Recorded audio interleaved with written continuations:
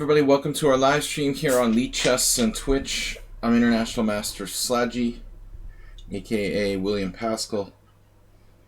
What's up, everybody? Schieberspieler Acerbate, Wiener 18. Starting just about on time. Weird Wednesday, creative opening stream. I'm going to try to play different and unusual, fun stuff we don't normally play. Gambits and dubious, slightly dubious offbeat openings if possible. If you'd like to, please challenge me to a game between 5+3 and 7+3. My last stream has received 250 views. What are you talking about, Schieberspieler? It's not a contest, Acerbate. Virat Carlson, 5+3. I don't really believe in those sort of statistics. I don't know what constitutes a view. They're too manipulated. If you pay extra money, you get like clicks and stuff. I don't trust it. I try not to pay too much attention to that stuff. Virat Carlson, you can have more if you pay more, Acerbate. What's up, 1816? There's some people who are like supposedly have 2,000 viewers now. I mean, no. They're not even real. They're like bots. Pay for bot views. Virat Carlson, I'm going to take this challenge. 5+3. Real viewers. Welcome. Let's see who's here. We've got 6 real viewers and 4 real users, 2 VIPs, a Moobot, and myself. Alright, here we go. The Grobe. You guys want to play a little Grobe? No. Let's play E4.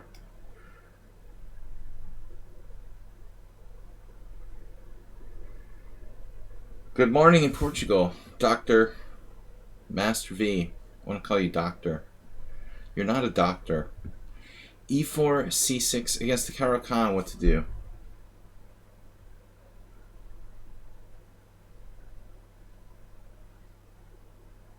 Greetings from Budapest, Hungary. I don't have a good idea for something unusual against the Caro. Let me think. Depends on what black does.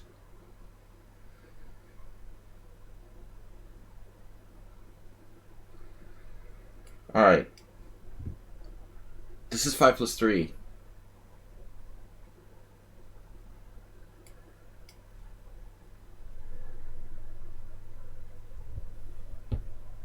Knight e2 is kind of a slightly unusual line, but it actually isn't that bad. It can transpose.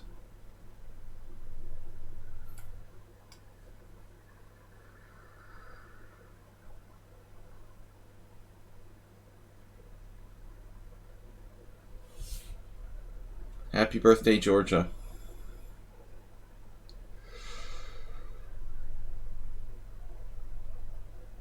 Bishop g6. Yeah, that was a nice surprise to wake up to. I had no idea what to expect with the American Senate election runoffs in Georgia, so I just went to sleep. I wouldn't be able to sleep last night if I was thinking about it, so I just didn't think about it, but it looks good. Maybe we'll have democracy in America after all. Alright, we're going to go with H4. A semblance of democracy anyway, rather than autocracy. H4. I've got enough autocracy as it is. I've had my dose of autocracy for one lifetime. Bishop h7. What's up, everybody? I keep thinking about this pawn stack. Maybe we ought to go for it, but what does it do? I mean, it's a little better maybe with the knight on f3. Here, I'm not sure.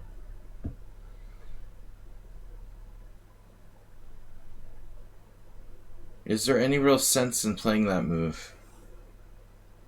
I guess there's some logic to it still. but I don't have great control over e5. My knight is badly placed for that. I think we're going to pass.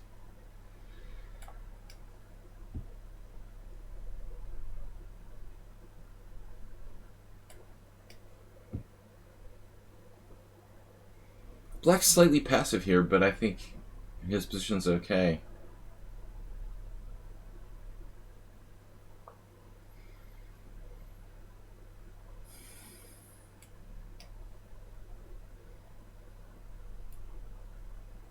I never play this stuff. Looks like Black is quite comfortable. He's using no time at all.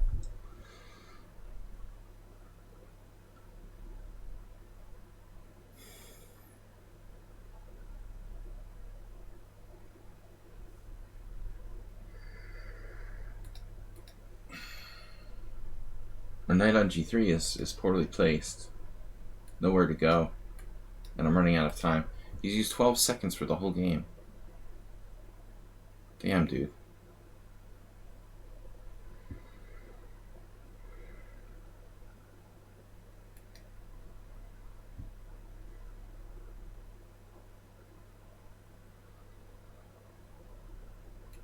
This is light profanity.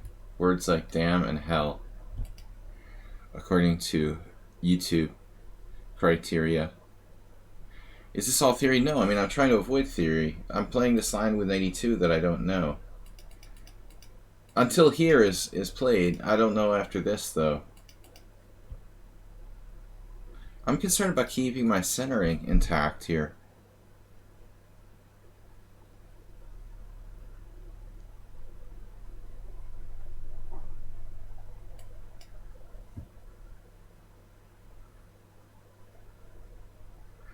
Just a lot of questions, like the exchange on d3. Queen takes is the more normal move, but I thought the extra pawn might do me some good on d3. I mean, this capture is made sometimes. It's definitely more normal to take with the queen, but in this position I thought my queen doesn't have lateral mobility.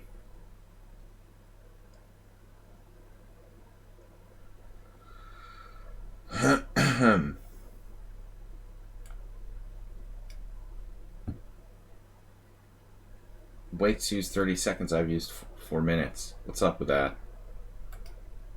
He just can play like instantaneous moves. It's kind of disturbing.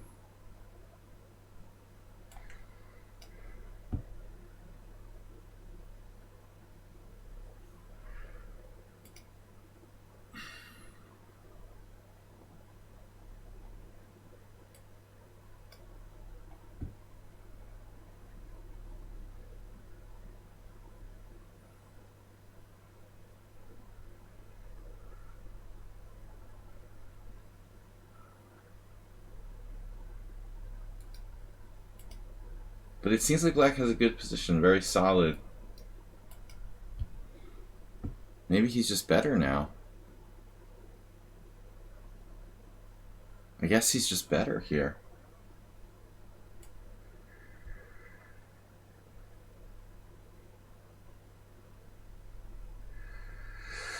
Oh boy.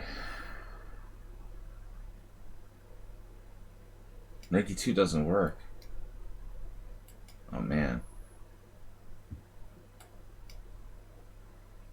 He can just move instantly. What is this? What the heck is going on?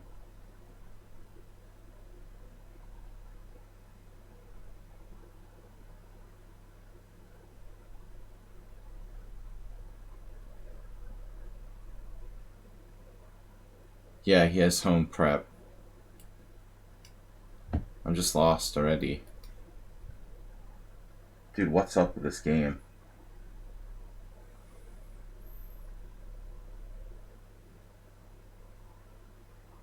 Well, I take subscriptions, people who are subscribers first. I don't know if we have anybody who's a subscriber. Testosterone. Hanishberger. We take the subscribers first. Asterbay, wow, where did that come from?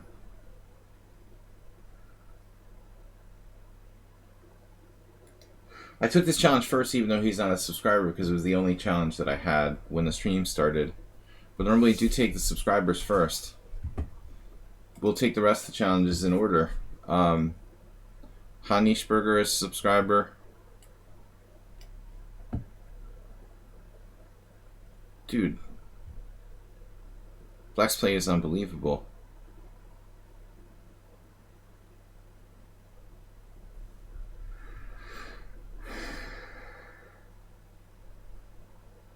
I don't play bots, so whatever. I mean, we get enough bots as it is. Bots that aren't officially bots. I don't need any real bots. Black's play is super strong.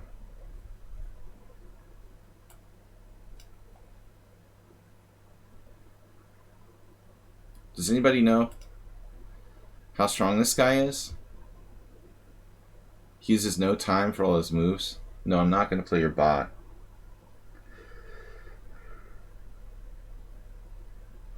I quit playing bots like 20 years ago.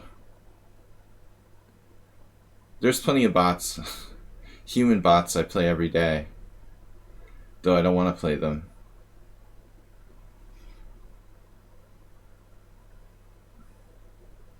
But why is this guy 1800 and he plays like he's a master? This is a little over the top. He drew me the last... No, there was one game he drew.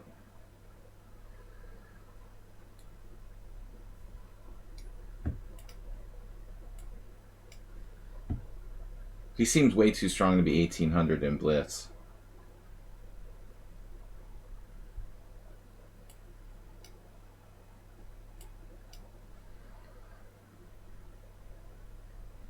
I mean, dude, you could easily be like 2100 in Bullet playing the speed with no inaccuracies.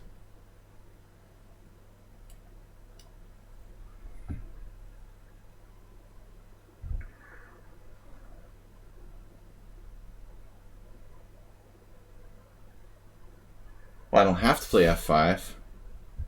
My dad used to say, you just have to pay taxes and die.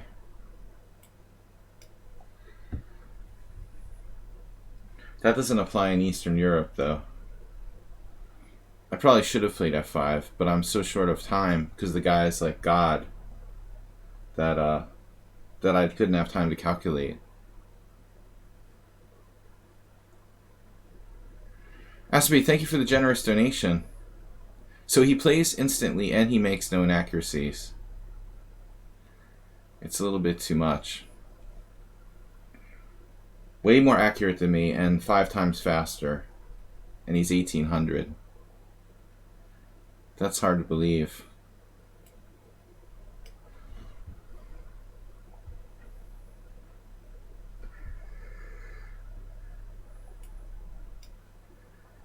He's definitely more awake than I am.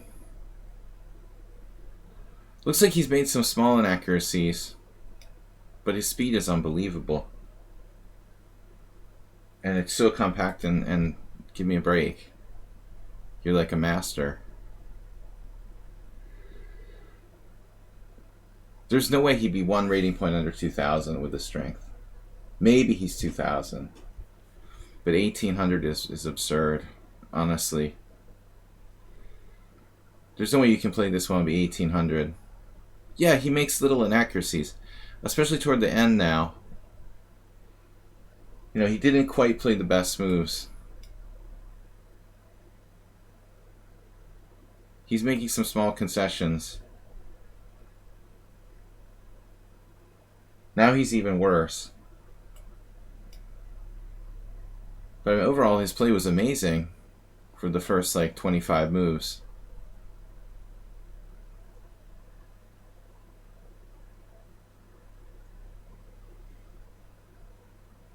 But if you can play like that super fast with no major mistakes, you can be at least like 21, 2200 easy based on speed alone. Now we can squeeze him in the endgame here. We're better.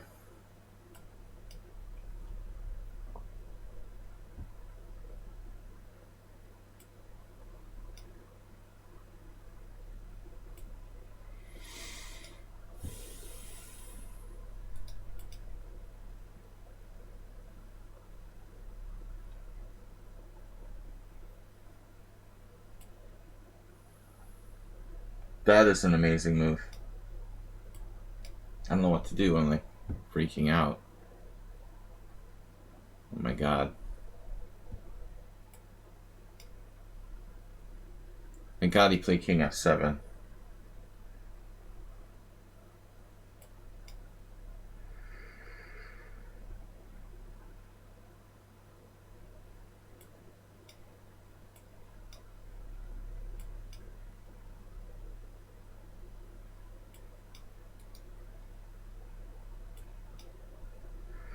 I don't know, man. It reminds me of one of the games from yesterday. Alright, dude. We've got challenges from Hannisberger. Hannisberger was a subscriber. Testosterone definitely is usually a subscriber. Hannisberger is not a subscriber. So just testosterone, probably.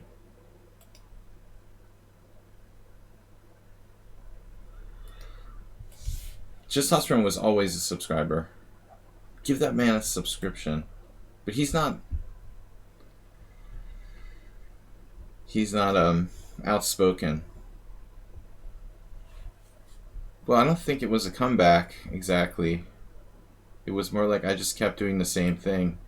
Black started to make mistakes finally. You can call it a comeback.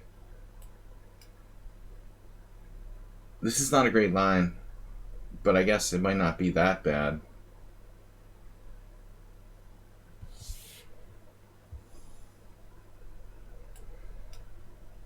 My last opponent just can't use time or think.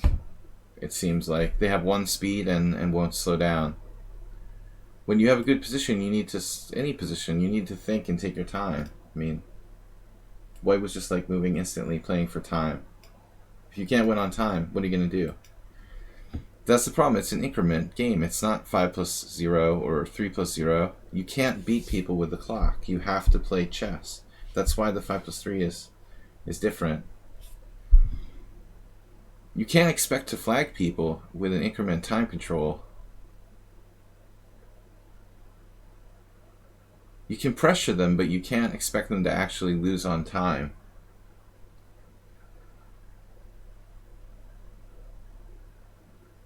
I prefer sudden death, but for my purposes of streaming, it's better to use the increment. Yeah, this is a bad line for Black. Not a great line.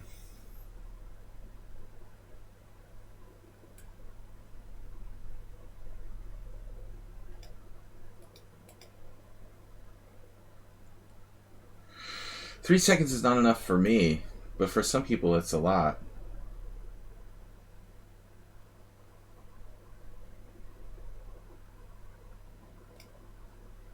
I'm supposed to play weird openings and I forgot this game, Testosterone. Sorry. But you're actually Virat Carlson. You were waiting to play, that's why you were all hyped up. I didn't think you were the same person. Alright. Yeah, I mean, you just play fast and good, but then you need to slow down. I mean, at some point you have to start thinking. You're way better than 1800. The only reason you're 1800 is you don't stop and use your time to try to find the winning moves when you have an advantage. You just kept playing at the same speed all the way through.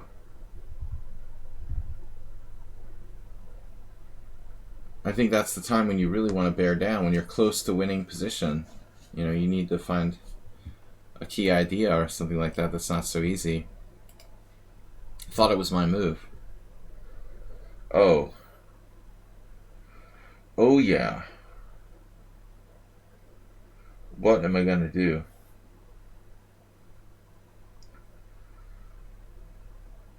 Okay, knight g4 is a problem due to h3, so I have to play knight f7. This is my original plan. Can he maintain his center?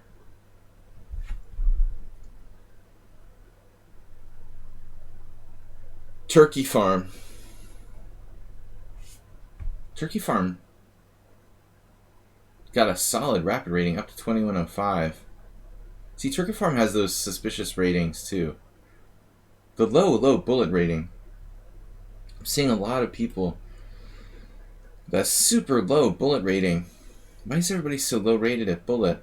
But they're actually pretty fast. He's faster than me, yet his bullet rating is low. It seems like bullet is deflated. Everybody that I play has like a low bullet rating. Is it like Magnus Carlsen and all these people stole all the bullet points? So you're either like 3,000 or you're 1,700. Like there's nothing in between.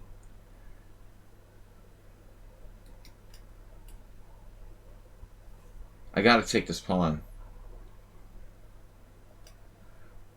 The top Grandmaster bullet experts took all the rating points. There's like nothing left, I guess. That's what happens with regular ratings. Top players like steal everything. That's why I'm 23-29. All my rating points went to like Magnus Carlsen and the top 10. Just get sucked up into the void. I used to be 2,400. Seems like rating points just naturally like gravitate upward. All the inflation goes to the top.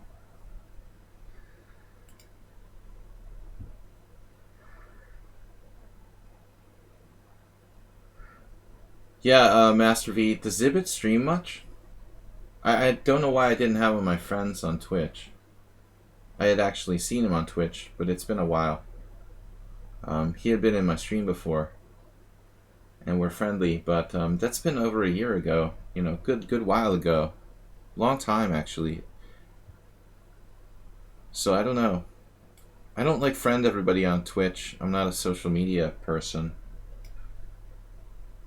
But I added him so that if he is streaming, at least I'm aware. I think he played here in Budapest at the same time when I was here once, but it was many, many years ago. Alright, Testosterone, I guess he's acting like he's seen a ghost or something. Bishop h6.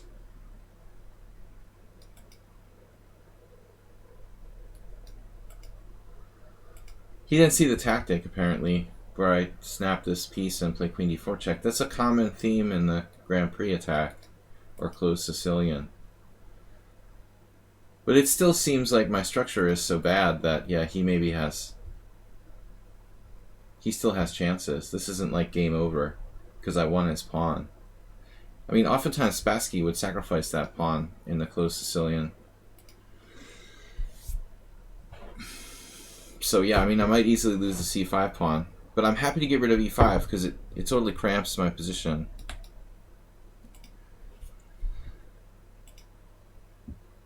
I wouldn't be surprised if this position had been reached before.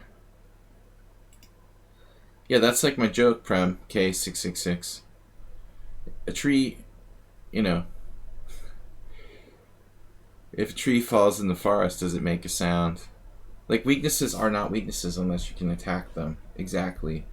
It's only like a theoretical weakness.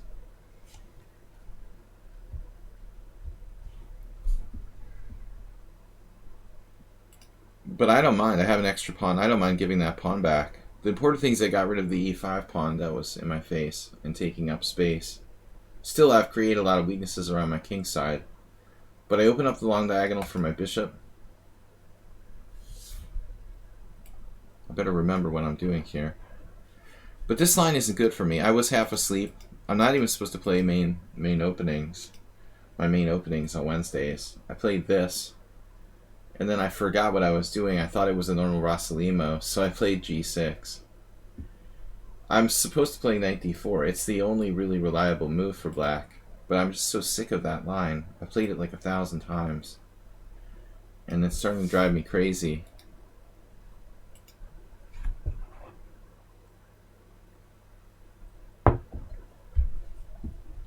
The end game in action. So I can trade pieces here.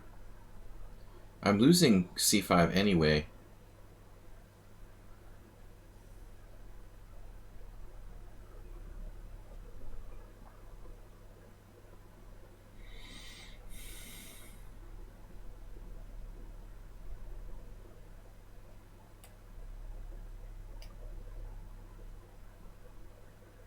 But I'm not sure about this endgame.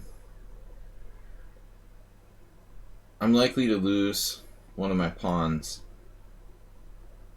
on these double pawns here.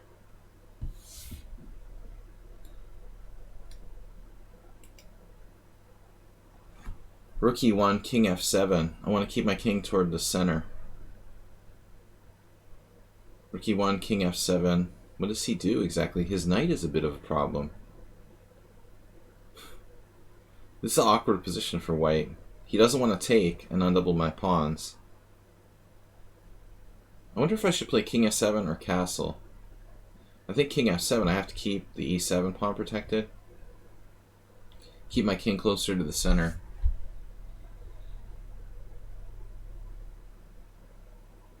You first found him on a site called chessvideos.tv. What is that? You think it's dead by now? Wow. Yeah, he's probably like my generation.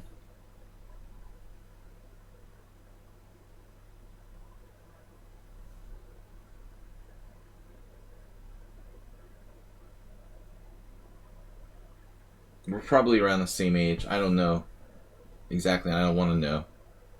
I don't want anyone to investigate my real age. I try to lie about it, but yeah, I remember Zibit's name from long ago, playing on ICC and stuff.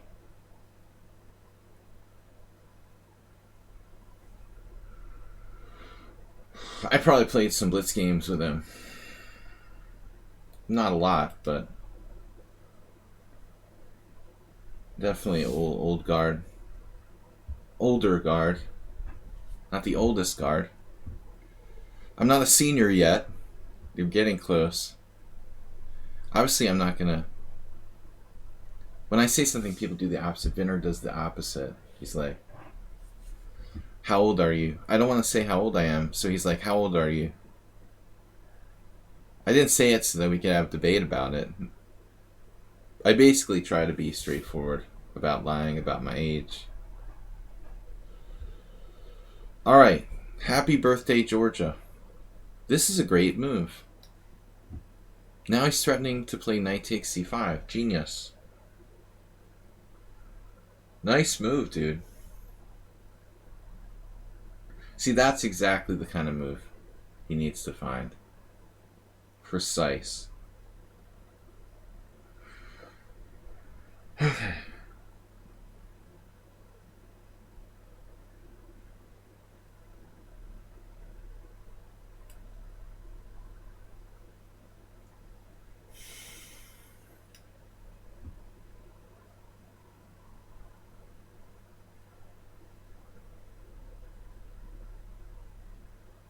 Rook b5. I mean, it starts to put my rook on a very awkward square. So what are my options here?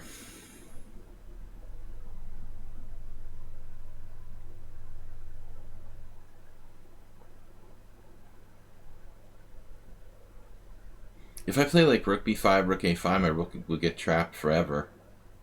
That'd be ingenious. Rook b5, c4, rook a5, and then what? It's trapped there forever. That's pretty sick.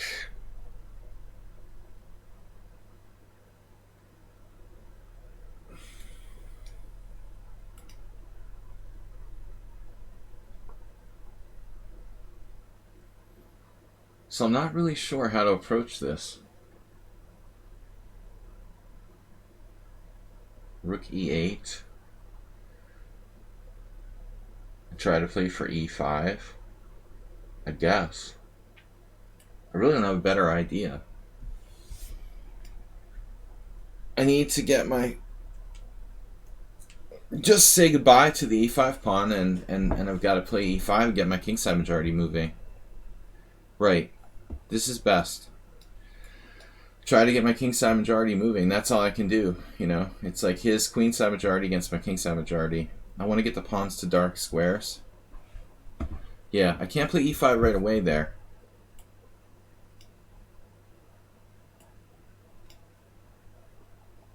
So this is the key. The best I can do. I can support it with king f6, which is critical.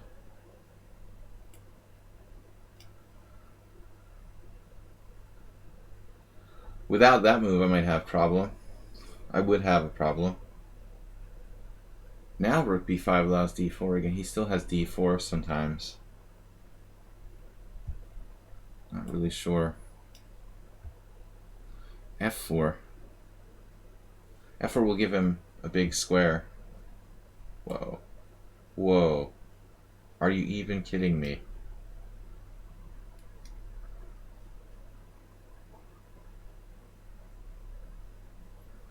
Oh my god.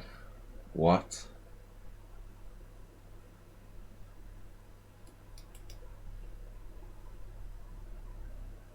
No wonder he's 2105. What is happening here?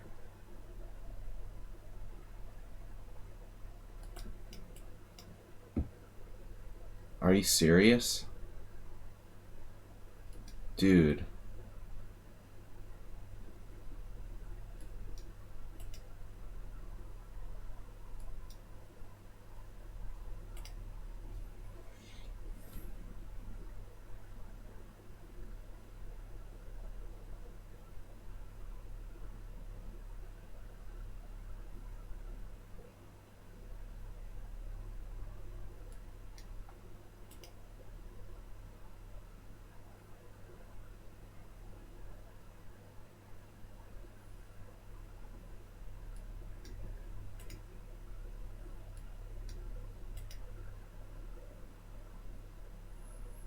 Damn, he beat me the last game too.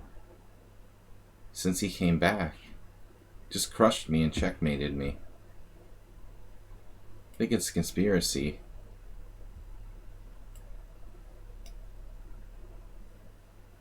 He's 1700 in bullet.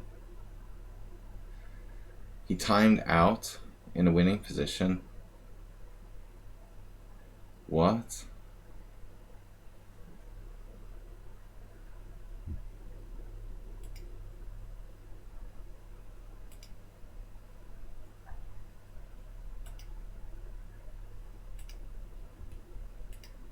Best move.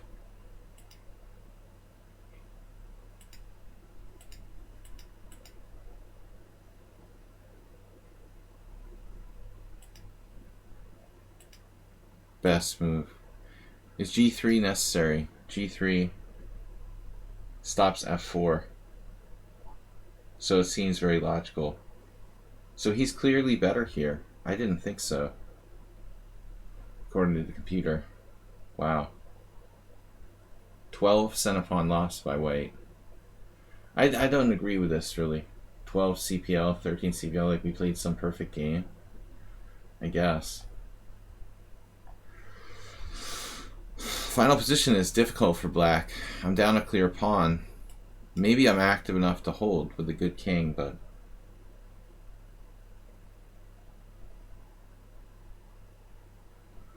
You know, this good king might be enough that I have enough active play in the end game, but I mean, it's really looking dangerous for black. I don't know if a good king is going to save me against a 4-on-2 majority on the queen side. That's pretty tough. You know, it might be a draw, but not easy.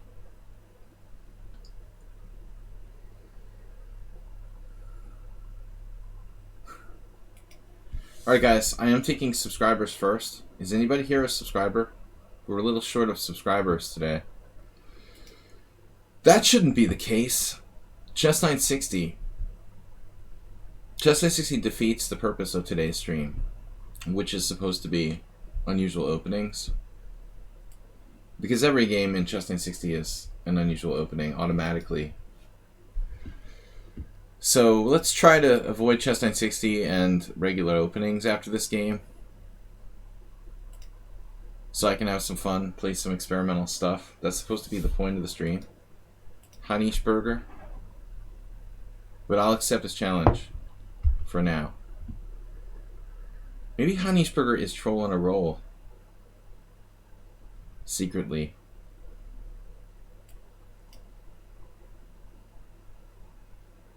They're secretly the same person. The turkey farm. Turkey farm crushed me and mated me last time. He seems like he's really upped his game. He wasn't bad before, but now he's even stronger. Jim, what's up? At least somebody's getting stronger during COVID. The last game was brutal. If you check it out, how Turkey Farm like mated me. Okay, this is just a blunder.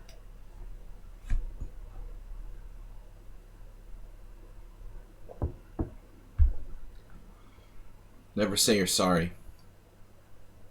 Well, that's poker. Alright, whatever. Knight G3. That's the worst.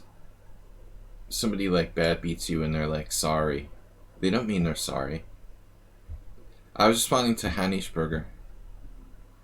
No need to say you're sorry. I guess you're sorry for doing chess 960. I'm not mad about it or anything. It's okay. Alright, bishop e4. You dropped a pawn here. This isn't good. I don't play a lot of chess 960. I'm pretty bad at chess 960 openings. I'm actually really weak. I always get a bad position. This one was actually decent.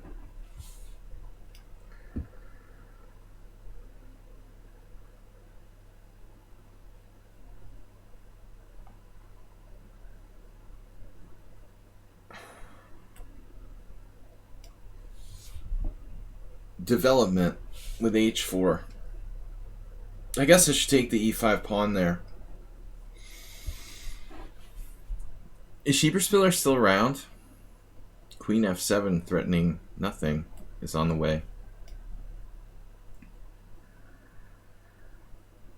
It's a good thing my queen is here protecting f2. Yeah, you gotta be thinking about your pieces. I mean, that's the key to the openings in chess 960. Envisioning the scope of your pieces, particularly bishops and knights. How are they going to get in the game, based on their position in the starting row? I mean, that bishop is not good. That's why my first opening moves are b3 and c4 here, my bishops. What's wrong with that account, Jim? Well, you mean besides getting banned by lichess, or what's your question exactly? You should check out the 10 CPL game I played against Schieberspieler in one of his simuls. That was the thing that was like most suspicious for me. It was clearly an engine. He was even talking smack to Schieberspieler while playing the game at one point. There was some kind of comment.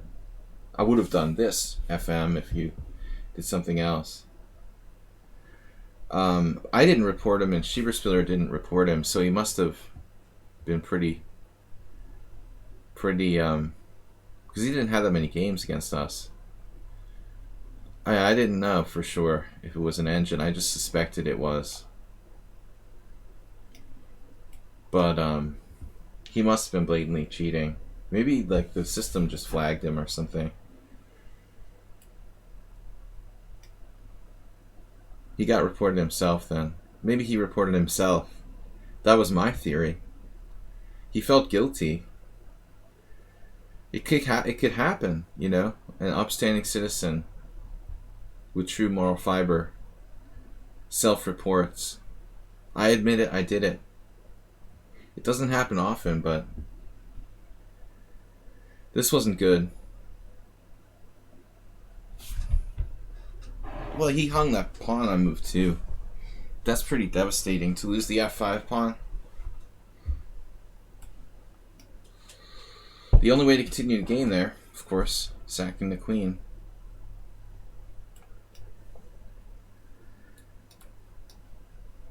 I'm going to get my queen in. I was thinking about rook c3, but yes, knight f4. sort of in my field of vision. How quick can we do this? Quickly. The diagonal of death. He has knight f7 now. And rook h8, and black hangs on. Maybe I'll need to play f4. That's not a good move. My plan was to play queen g4 anyway. I guess he can still play knight f7. This is even stronger.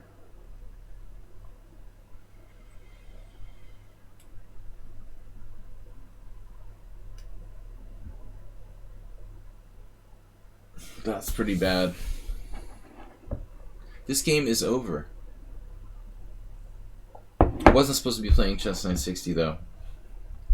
Weird openings Wednesday. I'm supposed to play fun stuff. He has a defense. For how long though? Not really. Not really.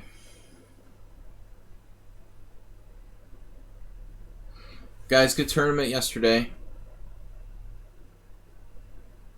I think Schieberspieler isn't going to stream today, just Friday. Let's see who's out there. Fedemaster, Chess Guy. If one of those guys is still streaming when I'm done, I'll do a raid.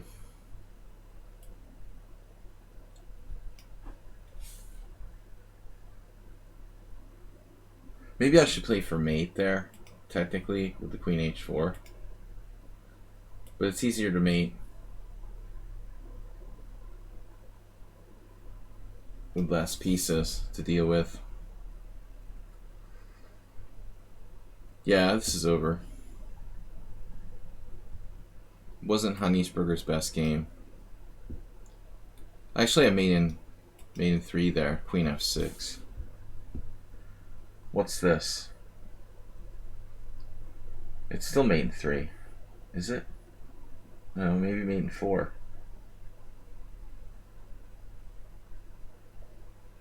So I should play queen f6. Now it's like mate in 1, 2, 3, 4. I think. There's no faster mate. Only mate in 4.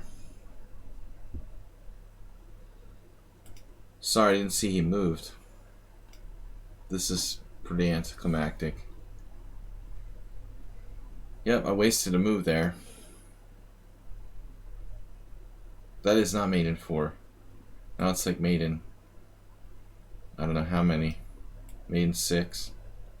Pretty poor technique here, Aspade. Poor mating technique. I turned mate in 3 into mate in 6 or something like that. Dude. This is not happening. People are not going to be sending me advertisements about their entry fee tournaments. Play like Kasparov, foot chess player, praying mantis Jim. Jim, subscriber. Deserving of VIP status. He's candidate for the Sladgie Hall of Fame. How many games does Jim have? 121. Alright, unusual openings. I'll take the rest of the challenges as I get them.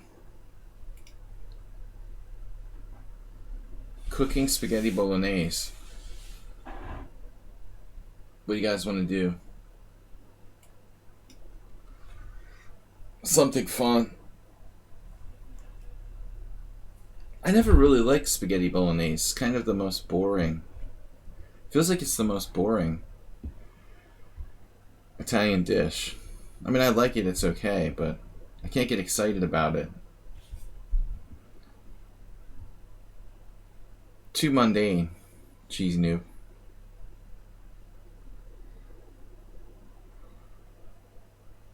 We gotta do the F5. Morales is fear variation. So this is critical. D4. I'm supposed to take?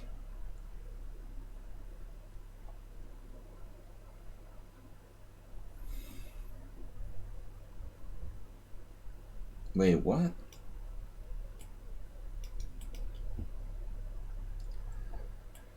I think it's pawn takes d4, bishop g8, rook g8, queen h5 check g6.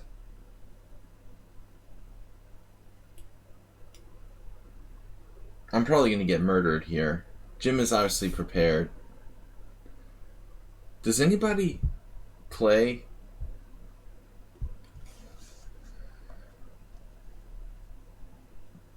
Queen d4 is not as aggressive, obviously, as bishop h5. I mean, queen h5 ideas. Take, queen h5 check.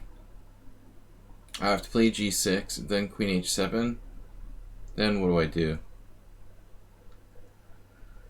I guess rook g7 hangs on.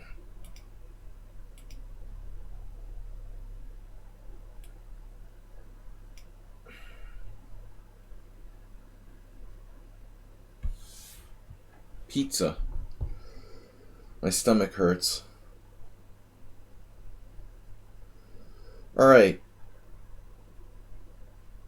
Jim, do you actually face this? Does anybody play f5?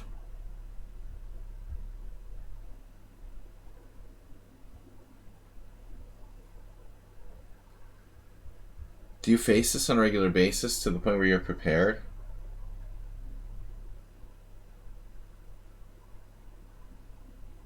Well, I gave up playing online poker because I didn't really trust it anymore.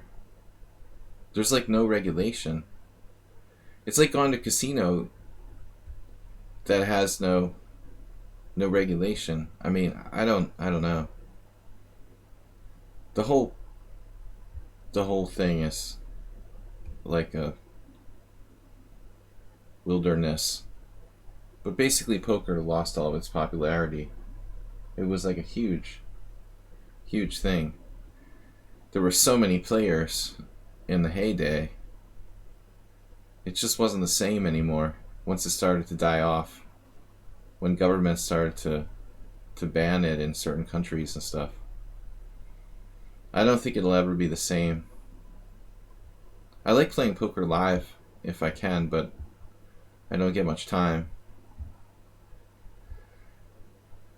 It consumed me completely. But my main fear is that there is no legal regulation at all.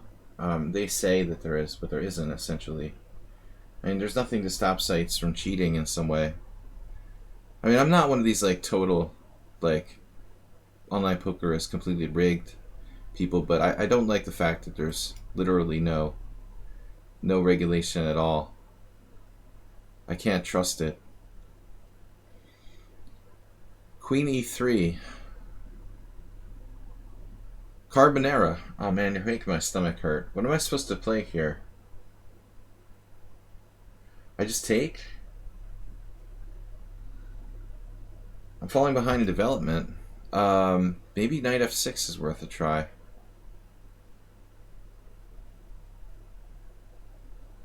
Regulation of everything.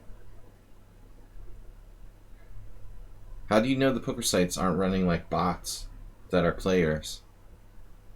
I mean, it's an extremely frightening prospect. I'm afraid of bots. I'm afraid of manipulating the RNG. How does anybody know nothing's going on? It's crazy, man.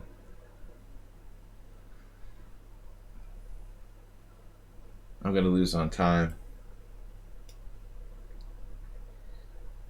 Maybe the websites that are functioning in the United States are regulated now. There's a couple of poker sites, I guess, in different states in the US. I'm even skeptical of how serious the regulation of US facing poker sites is in like Delaware, Pennsylvania, Nevada, whatever. But forget about it in like Europe or the other countries. I might play if I was living in the United States and I could play on some US facing site. I never did though. I've never tried to play online poker in those sites in the US since I never had time. Forced. Are you forced? Are you like slave labor? Mad Ramus? That's not good. So Jim, what's up? Down to 40 seconds.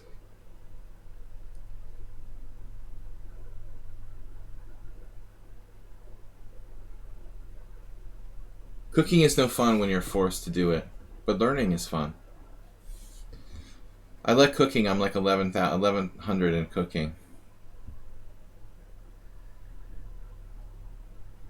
I remember Everest Poker. I had an account on there, but there weren't enough players.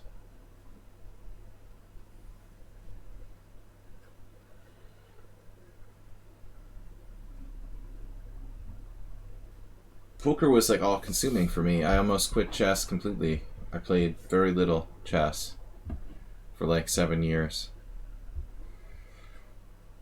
I can't really do two things. I used to play Blitz while I was playing poker, but it's hard.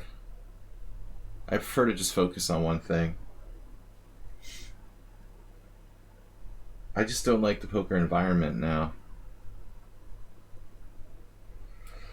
Alright, man. Do your worst. It sucks that online poker, we could switch to live poker, but now there's COVID. COVID's like the worst thing that ever happened to live poker. You're like guaranteed to get COVID. I have a friend who's still playing live. It's insane. There's no way I'm going to go and get COVID because I want to play poker. Poker's like the worst thing for COVID. Sitting around a table with like 9 other people.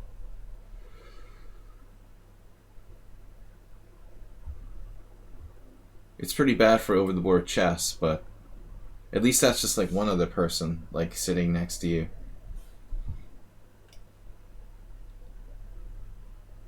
Poker's like destroyed. We won't be able to have like live poker tournaments. I mean, they're trying. They still have live tournaments here. It's crazy.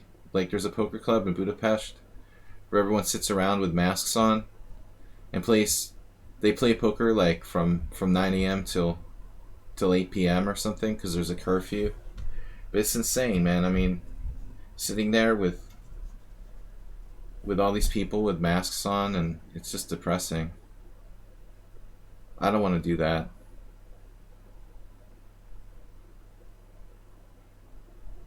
Jim, what's up?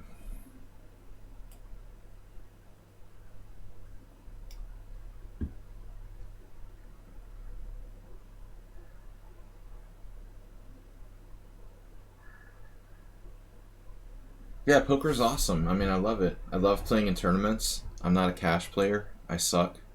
I don't suck, but I never like really enjoyed playing cash. I like tournaments, sit and goes. I devoted all my energy to it for a long time. I didn't play high stakes. I never played high stakes. I played massive amounts of low and medium stake tournaments. I mean, I sometimes played sit and goes in the hundreds of dollars, but I never truly played high stakes poker. But I played a huge volume of low to medium stake tournaments.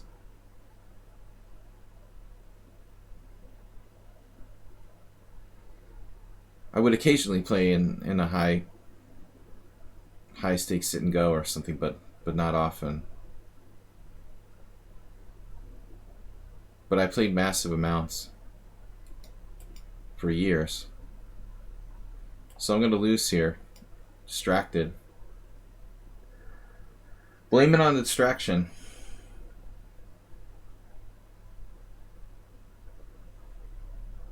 I'm trying to hold conversations and play. Blackjack. No. Some people do that. There was an MIT card counting team. I know a guy from that. I think they made a movie about it.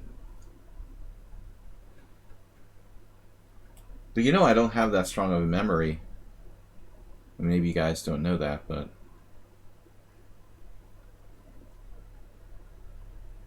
because you're a good chess player doesn't mean you have a good memory. I have an average memory.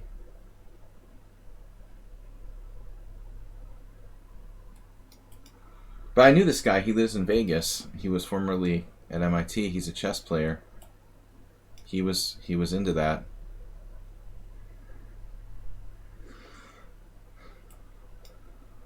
They made good money. That was a long time ago.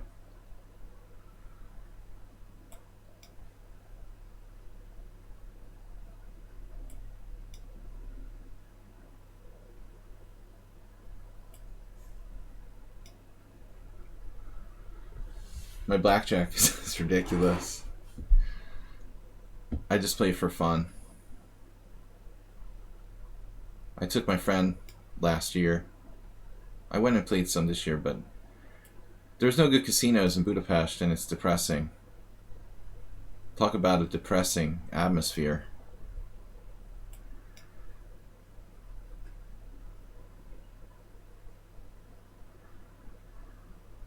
Even without COVID, it was depressing. Hungary has like the worst casinos.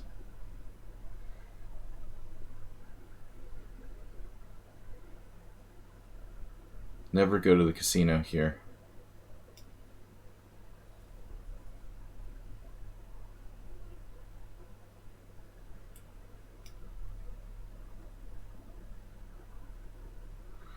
Master of avoidance of exchanges.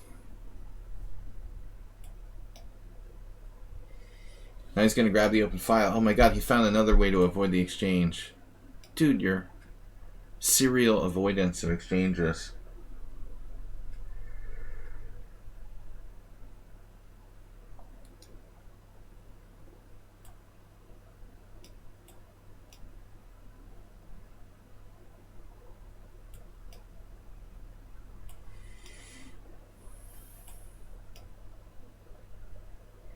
I gave... Oh, I thought you were down a pawn. I would give you a draw there. It's pretty funny.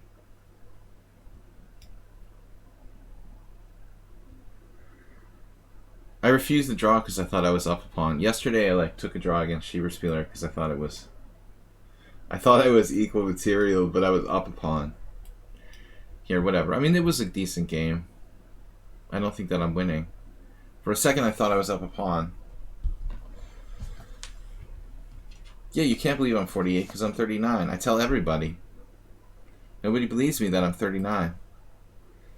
Much more likely. You can't trust FIDE. That's like trusting an online poker site. Basically the same thing. Just as reliable, equally regulated. FIDE is fake news. They had never seen my birth certificate. Give me a break. No, seriously. Whether they're right or wrong, I know for a fact that nobody at FIDE has ever seen any evidence of my birthday. My real birth date. There's no way they could... I've known people that had the wrong birthday. Or they lied about their birthday. How the heck does FIDE... maybe they just trusted me or something. I don't know how they have my birthday.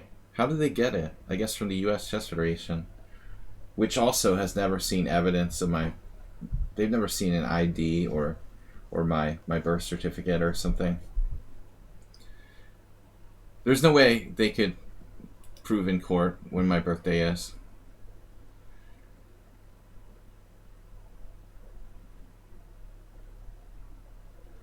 I knew this one guy who lied about his birthday to qualify for junior tournaments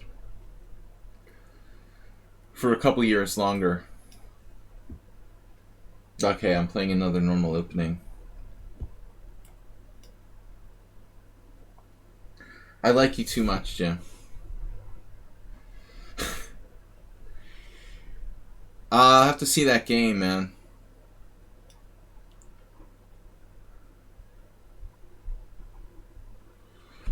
Well, I love chess more deeply. I played chess for over 30 years. Actually, I played poker longer. I started playing poker when I was a little kid, but just for fun with my friends, and I actually learned the game first. I learned chess kind of late, when I was 11.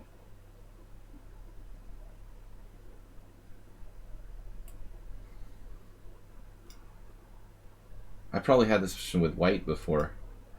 I don't normally play this line.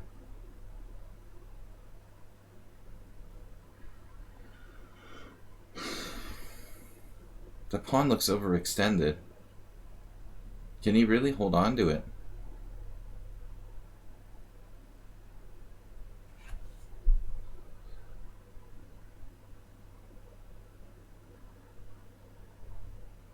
Clearly they're lying about my birthday. But that's cool. I'll get to the World Senior faster. Maybe I'm supposed to play knight a5 there? I never played this line. Although, like I said, I've had a lot of games with white in this type of line.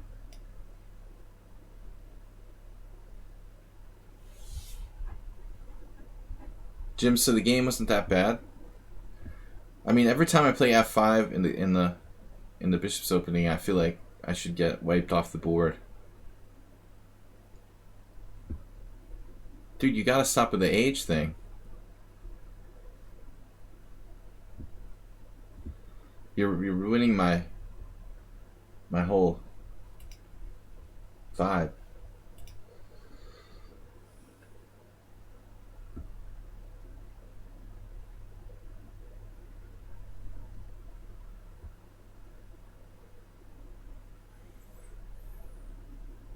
Yeah, please don't reveal my purported age.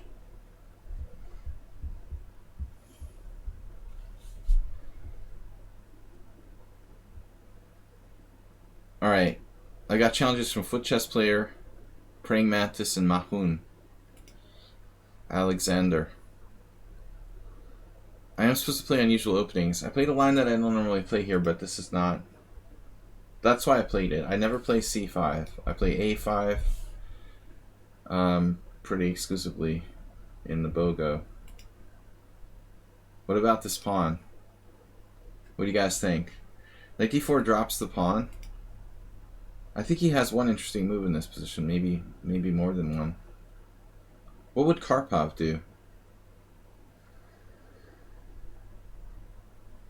Bankroll build?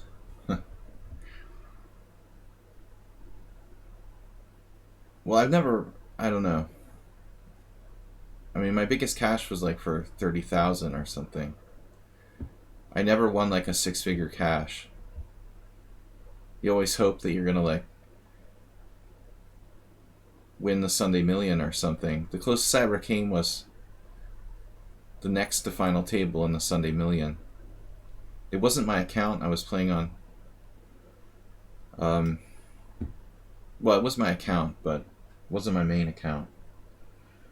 When I got banned, when we got blocked by the federal government or whatever, when there was the Black Tuesday or whatever, I had to play on an alt account, and that's when I did it. I finished 11th in a Sunday Million. You know, if you finish first, you could win like 100,000. That was painful. I finished like 11th and won like, I don't know, $9,000 or something. But you're that close to like a six-figure score. I mean, it's fun though. It was exciting.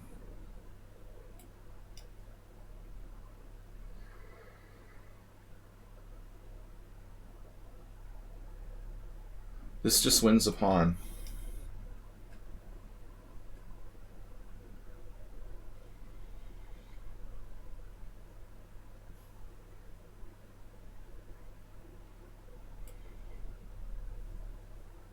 My biggest hope is that I would have one big tournament where I would win like 100,000 and have a solid bankroll forever, but it never happened. And with the 11th place, I just sort of hung in there. You know, I never really had a chance to make the final table. But I had lots of good results, just never really big ones. Talking about poker.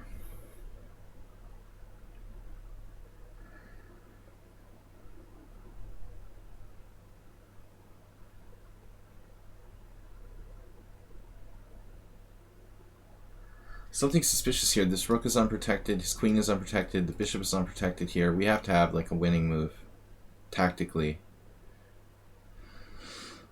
Knight g5 looks strong, huh?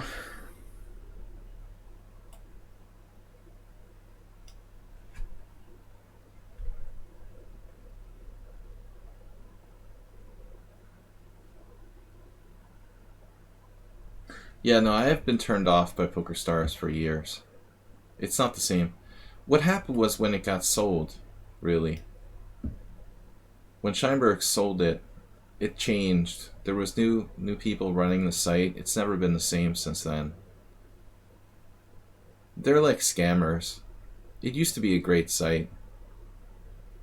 It's like everything else. It's like when a restaurant was a great restaurant, but it gets taken over by new ownership. And it's just never the same after that.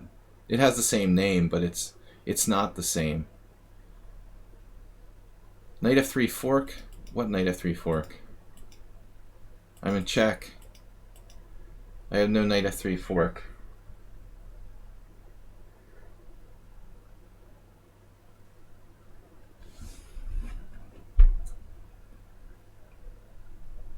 It's still not over.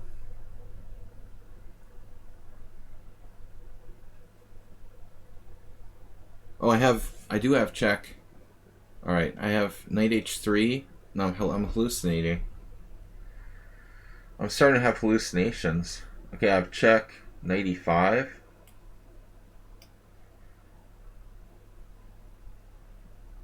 Whoa.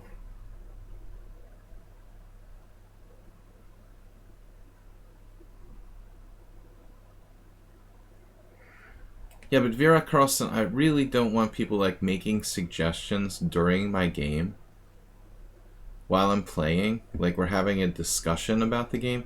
First of all, it's like distracting for me to be able to concentrate while people are making suggestions. Secondly, it's like not good for my opponent to have like a second person making the suggestions while we play. You should know better than to do that. It's totally distracting for everybody. It's okay if it's like a simul and I'm playing 20 games and, you know, there's lots of games to talk about and no one knows what you're talking about. But now we're like, clearly like you're openly discussing the game while we're playing. Or if there's a position that happened before, you know, you could say, all right, hey, what about before? Could he have done like...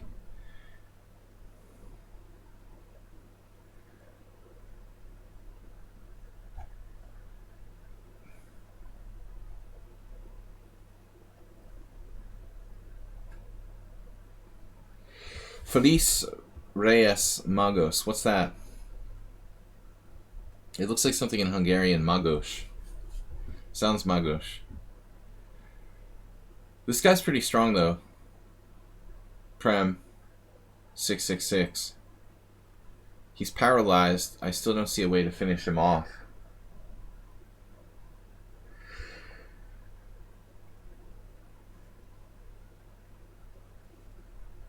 How can I finish him off?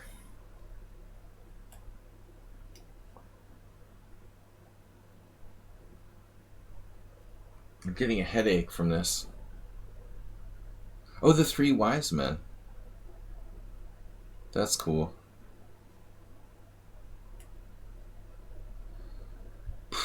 Unbelievable position here.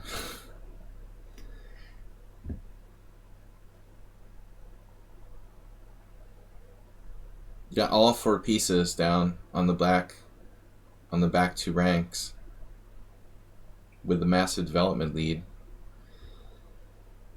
But I still don't see a mating attack.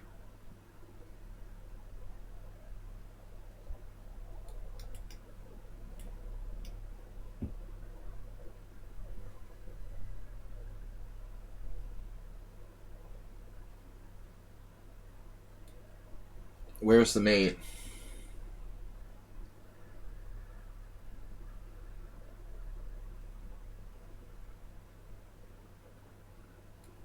He's close to counterplay with queen e4 and rook a7 and rook a8 mate.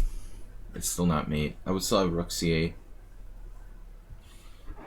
I don't mind people talking about the games, but just stick to like, you know, not the current position. Oh no. So I can trade and play knight f3? Oh, that's beautiful.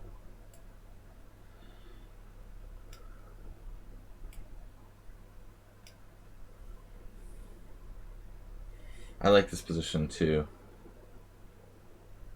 Mate in the endgame. Alright. Yeah, we got the initiative there. I don't know about the opening. You know, I never played this line. So after knight c6 is this book? Yeah. I've definitely played a3.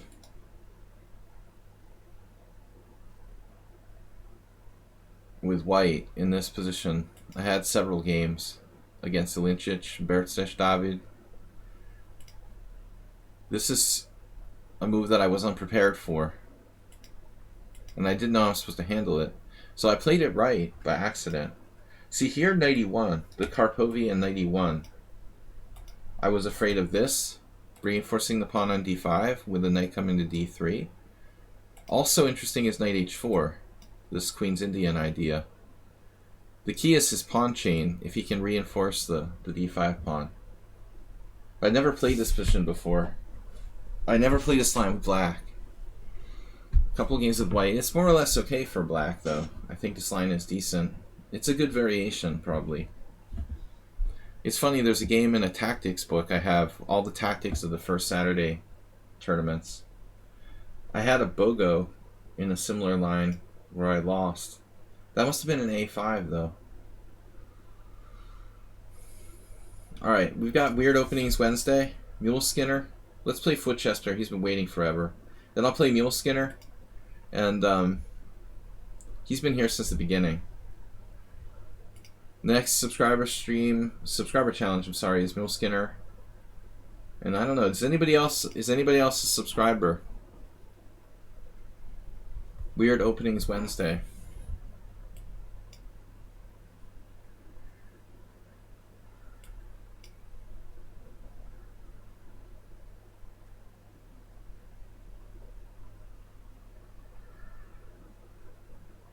I think your position is pretty good there, Prem, after knight e1. I wasn't sure what I was supposed to do when you played d5. But I guess d5 is not really that good. Who was it, Jim, that was recommending knight f3? Well, that was against the Owen. Yeah, this is the St. George. It's a little different. I played like millions of St. George games in Blitz. That's what I used to do when I would play poker. Maybe play some Blitz games once in a while. I played a lot of St. George to avoid theory, especially when I wasn't playing chess that much. C3 is like main line.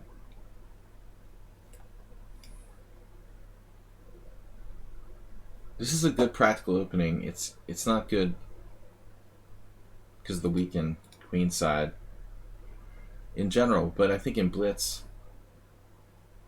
I've had a lot of good results with it. People just don't take it seriously. Any opening where your opponent's guard lets down their guard and they think that, you know, it's inferior is generally good psychologically. The St. George is better than its reputation. That's how Miles beat Karpov, famously.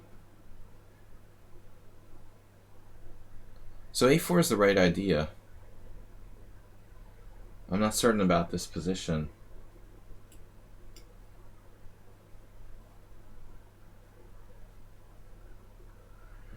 I mean, White's position is obviously okay. But in general, is it the right position to play a4? That's what I'm saying. I don't know. Probably earlier. I can play b4 here. Knight b4 is also interesting. Knight b4. Can also take on a4. This is a huge decision, to take or push on the queen side.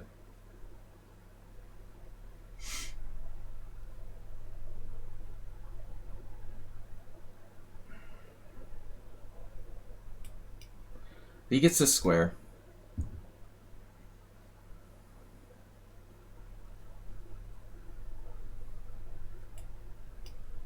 Black's position looks dubious. Muy dubioso.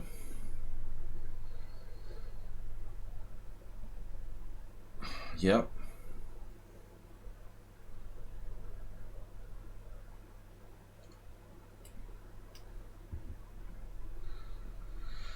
What would Tony Miles do? I had like a pamphlet by Bassman on it. I think, a long time ago. What first inspired me to start playing the St. George. An ancient batsman's still around. I never met him. What about you, foot chess player? International master from England who is famous for playing all kinds of crazy openings. He's infamous.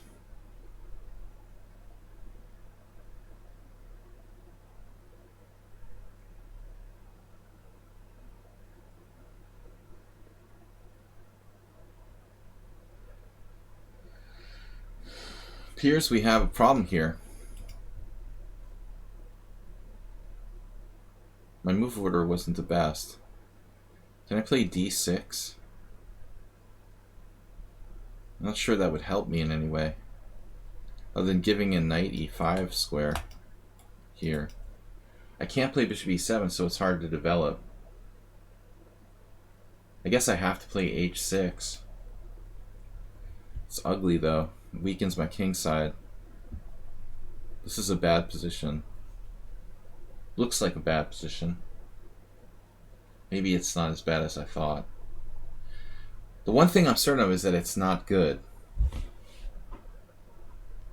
That's what I can say with certainty. I don't know if my position is bad, but it's definitely not good. The c5 square is murder. That's obviously my biggest problem. But at least I can play bishop e7.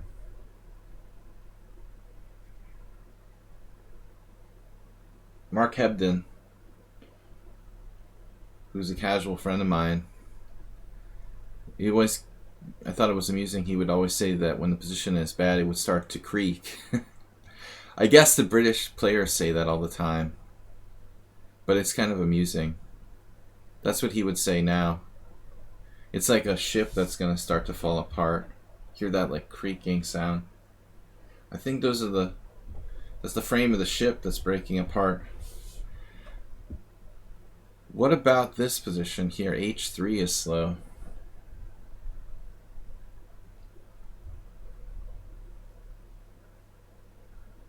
I could play knight back to c6. We never really got anything with this knight b3, but it maybe kept him in place. I could play f5 actually. I guess I need the castle. Scary as it is, let's go f5.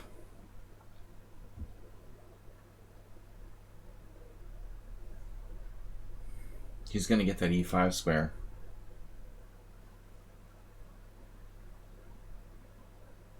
The one thing I would consider is pulling my knight back to c6 at some point. I could also just play rook c8. The acerbate mating attack here on the diagonal. Now, we have two options. Option A is to play bishop takes c5, giving up my good bishop forever. Option B,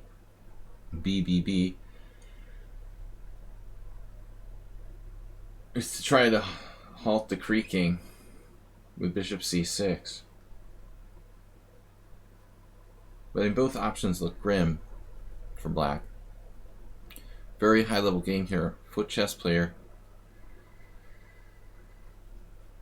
Bishop takes c5, rook c5, or pawn takes. They're both possible.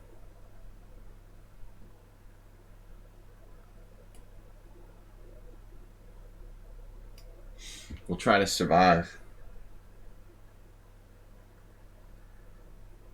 With f5 if necessary.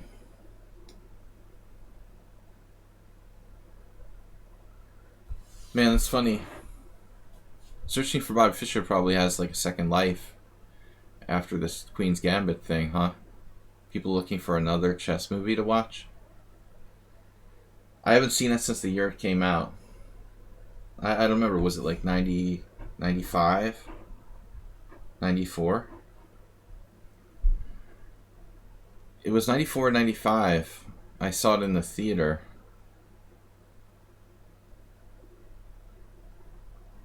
No. Mule Skinner. It's not from the 80s. I know Josh Whiteskin and his dad, and I remember watching it in the theater, man. I know where I was living. I know where I was living when it came out. Okay, 93. That's possible.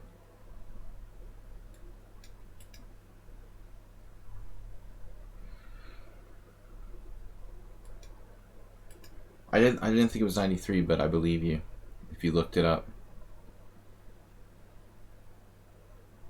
The classic Knight B7.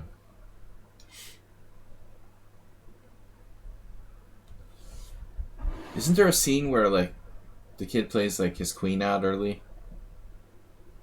Queen A5 or something? I don't remember. I saw it just like once.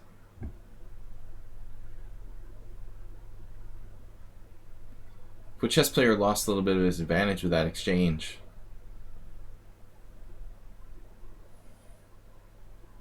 Yeah, I mean, I guess IMDb is right.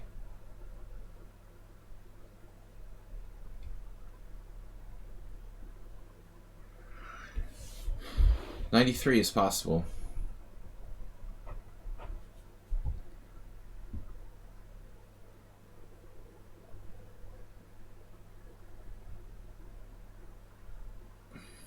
Now this is mate.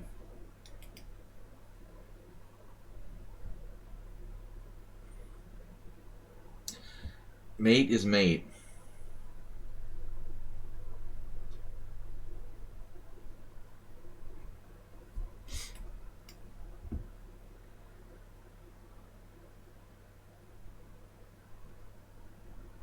Masturbate is disappointed. Now he's got this one. Oh. It's alright.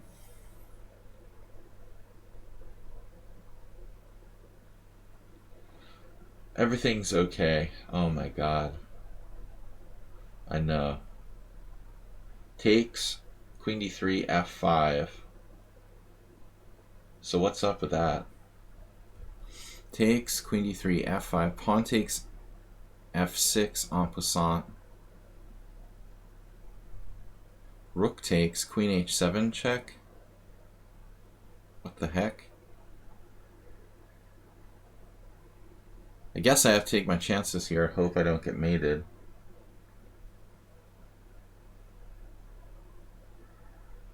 You could also take with the knight on F6.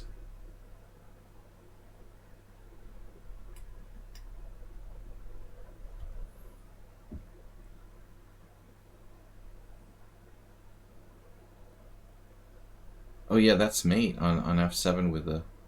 So I have to take with the knight. I'm getting mated anyway? Not exactly. Yeah, this looks interesting. Waiting for white.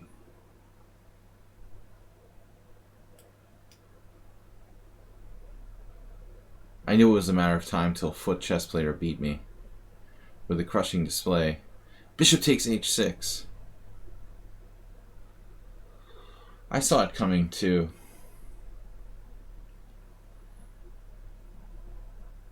Deep down I wanted to play F5 immediately instead of B3. I think subconsciously I saw it.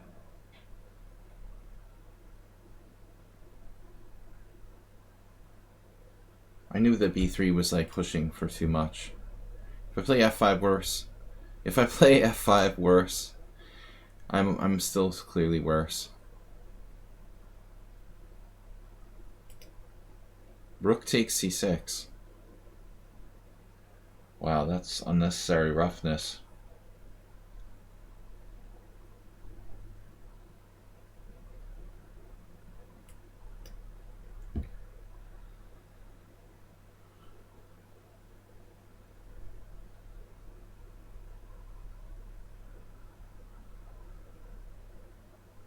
Why didn't you have that last move? I don't understand. Why is it necessary to play rook takes c6 here? What does that have to do with anything? Why don't you just play rook e5 right away? I guess I don't understand that. Maybe there was some trick with knight e4? Something deep? Okay. But I mean, what bishop e4 defense? If he plays rook there right away, bishop e4, is that a defense? I'm getting mated anyway with rook g5. There's no bishop e4 defense. I mean, it just looks like this is just a fancy move. Playing rook takes c6. Tormenting me, more or less. Knight e4. Knight e4. Oh, okay. D takes c6. Yeah, maybe. Queen h6, king g8. So if he plays rook e5, I have knight e4.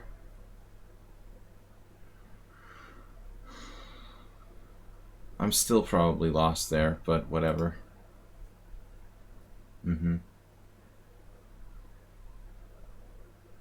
That's an impressive game by white.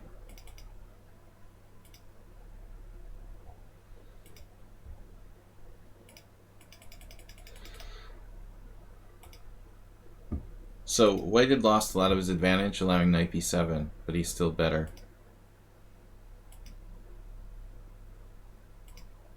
And this is just instantly bishop takes h6. The engine is calling it.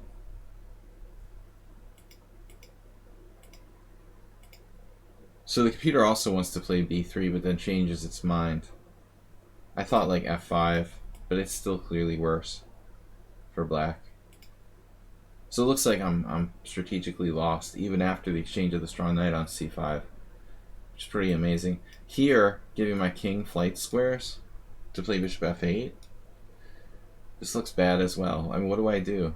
Queen c2.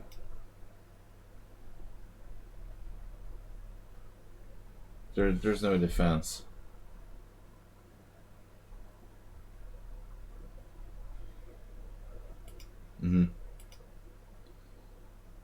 Yep, too good for me, bud. Alright, Mule Skinner, subscriber to the stream. Well, I mean, it's the St. George defense, you know. Israr Rizvi says, random question, what is a reasonable one-year goal in chess? You're 1200 right now.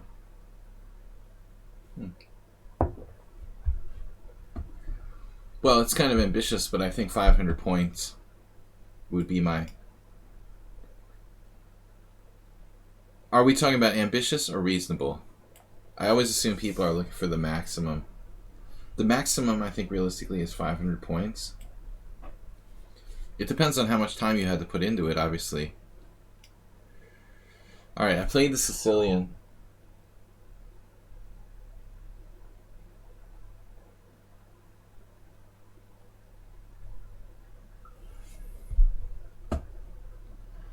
The maximum is 500 points, realistically.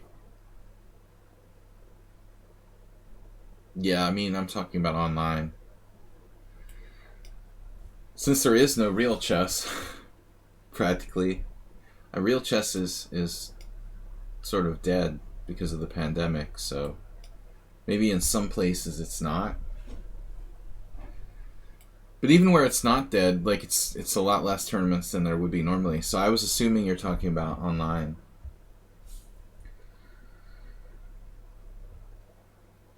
It's going to be less, even if there was no pandemic, and over the board you get less tournaments. But I mean, you know, to be honest with you, I'm not really talking about OTB versus online. I'm talking about strength. So forget about that, you know, actually. Forget about whether we're talking about OTB or online. Objective strength, you know. I think an improvement in a year of 500 points is possible. But that's way above the average improver's range. Most people are going to improve incrementally. I think I did very well, and I improved probably like 200 points, 200 to 300 points a year.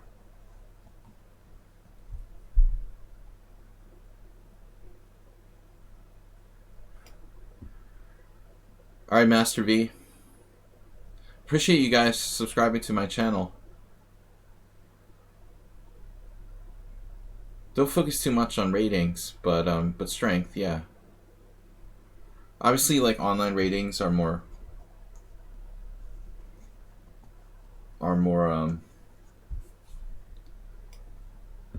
this line I haven't played in a while.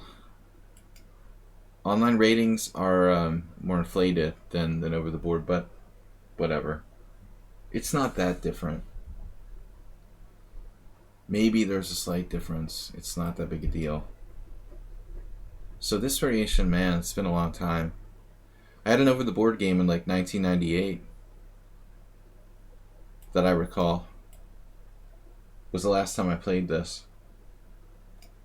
We've probably had a few games on ICC, more here, maybe here once or twice, but not recently. This line has gone out of fashion. I've had a couple games on lichess. Everybody else has started to play, you know, Mule Skinner usually plays the other line with castles. Castles is better for white than this. He's reverted back to the Roman Gingiashvili videotape variation. This is a draw line where white played this against me. Actually, another chess-playing poker player, Braden Bourneval, had a game where he actually played knight takes d4 against me and drew.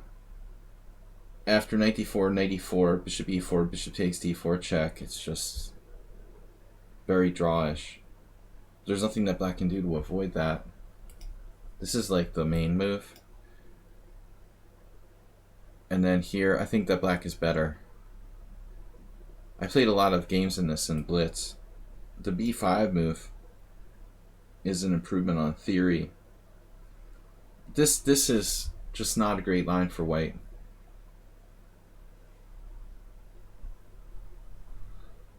Well, the rating system online, you know, is conducive to massive fraud and people playing matches with their friends and stuff. I mean, they try to police that, but it's hard to do. Online ratings are obviously pretty sketchy, but generally they're a good approximation of over-the-board ratings.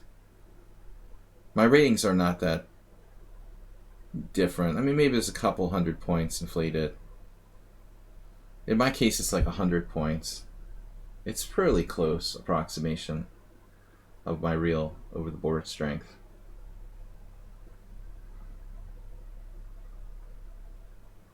But as anyway, the original question was like, how much can people expect to improve? And I think 200 to 300 points per year. 500 if you're like, that's all you do. You know, if you take off from work and spend the whole year trying to get better at chess, you can probably improve like 500 points. That would be the maximum, realistically. So now what's up? Knight g4. And I've got e5.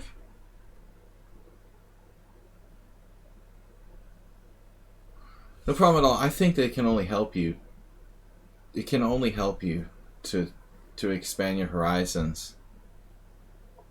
But I guess ultimately, you know, you get a little stale playing the same openings all the time, I think.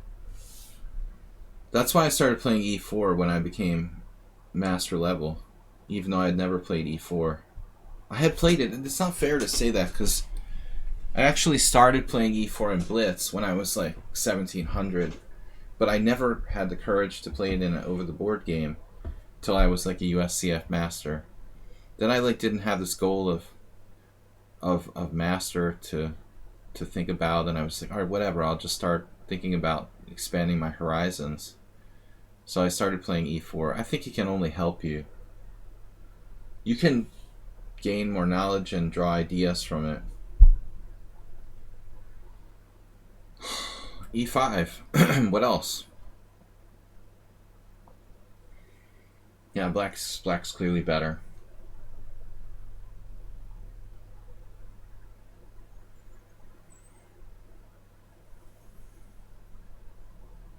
It may negatively affect. I mean, you're likely going to have negative impact on your results. So if you're like results oriented, don't do it. But That's why I'm always criticizing people for playing the London system all the time. It makes you like robotic. Eventually you get stuck in a rut.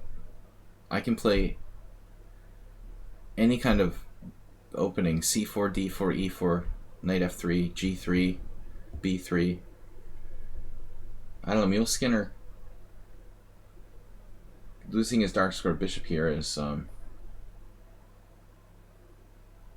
it is what it is. It's not good, but he's got to do something.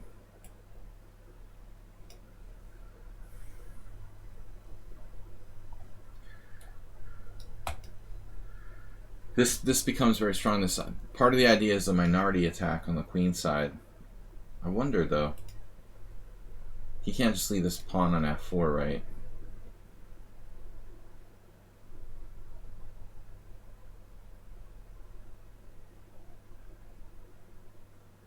I would never play this line with white. The other line that he plays is great.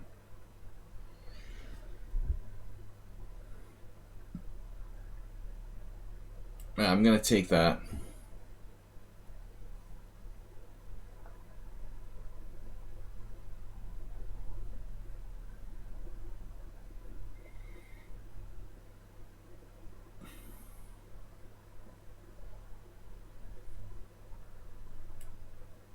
I guess I should play g5, huh?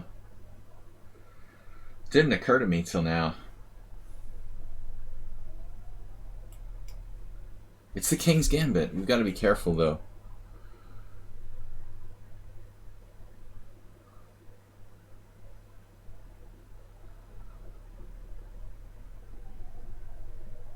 Really reckless play. Why didn't you take, just take back?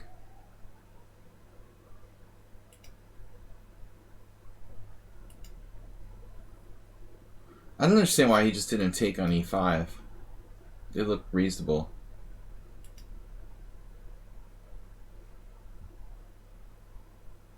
Well, of course, there's easier to improve from 1200 to 1700 than it is to improve from 1700 to 2200. It's going to slow down. Yeah, that's true. That's very true.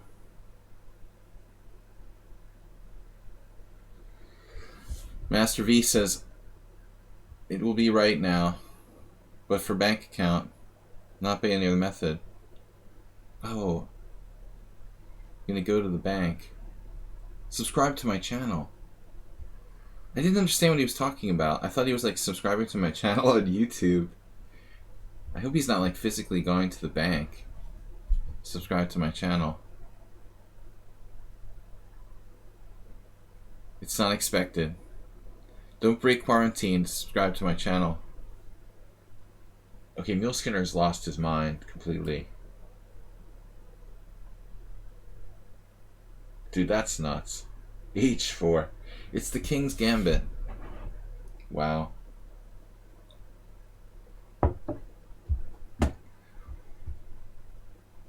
I was wondering why Master V was talking about going to the bank. I was like, why is that relevant? Man, do not play like Mule Skinner played this game. He's lost his mind completely.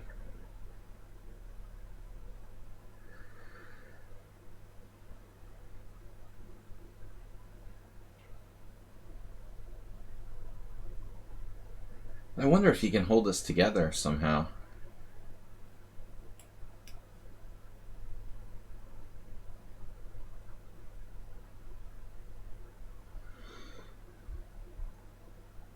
B4 looks a little slow. Why didn't I just play G3? Man, weird hallucination. Just G3 is just winning immediately. Alright, whatever. I had a really strange hallucination. It's totally crazy. I mean, I'm just winning absolutely with G3 there.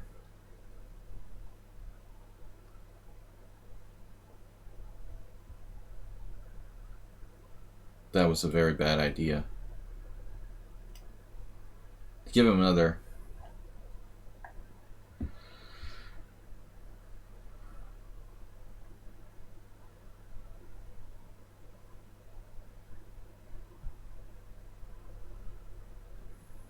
check on e7.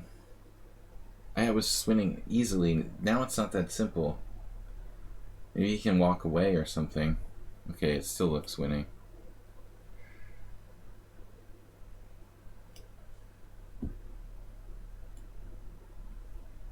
Knight e7 check? No.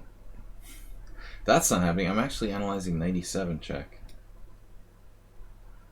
Yeah, this wasn't Muleskinner's best game.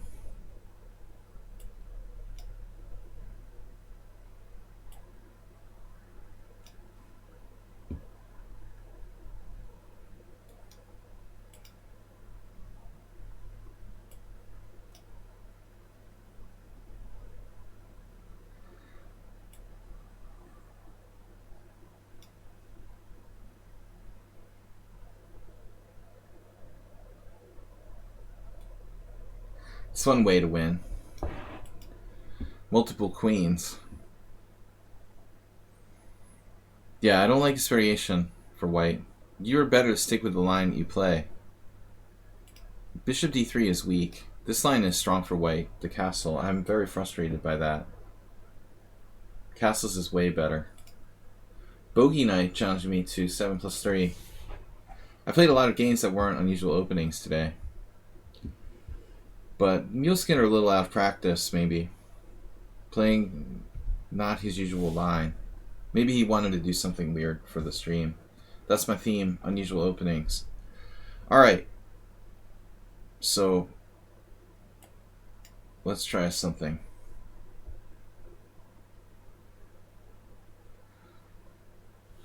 Knight g8.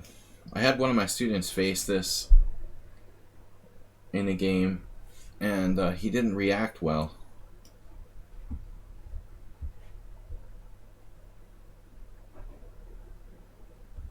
With white. Well, he initially reacted well and then lost his way, but I'm not sure that people really think about how to handle this.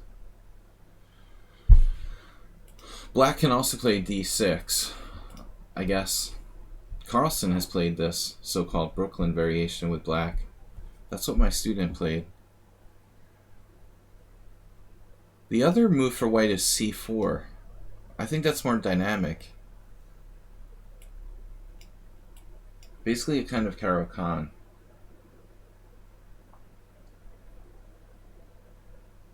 How bad is this compared to a c6, c5 Caro-Kann?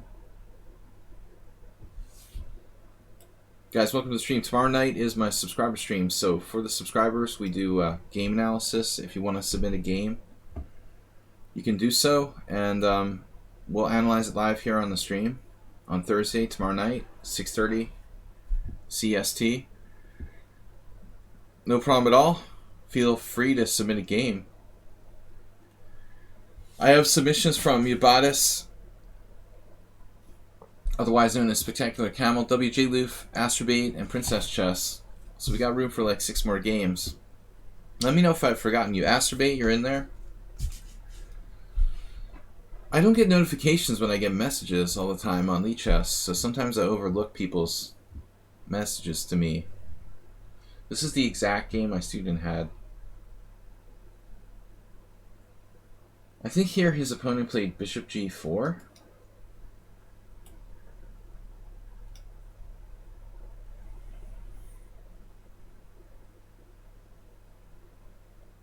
From the great state of Georgia. Ironically, my student's opponent was a guy that I drew in a tournament game about 15 years ago. Solid player, national master. It doesn't matter if it's even Blitz. People have submitted bullet games, no problem at all. But I think that's really ridiculous. I mean, the Blitz games can be longer Blitz games that are instructive. Astrobait sends in 3-0 games. I don't prefer it, but it's okay, you know. The quality of the game, the fact that it may or may not be instructive, doesn't necessarily depend on the time control. So this was...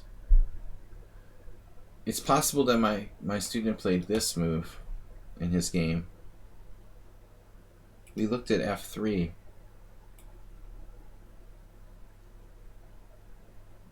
Astrobate with 1,000 donation. I think we briefly analyzed this. White should be better, though. My feeling is that white is better here. It feels like the right way to play with white. With bishop d3. But c4 is the other move. You know, this is a bit different style game after c4. What Bogey Knight here is doing is kind of traditional. Traditional, closed, spatial, attacking position.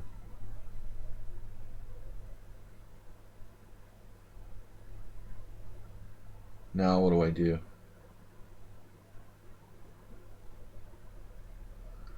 A sort of French? Sort of bad French? I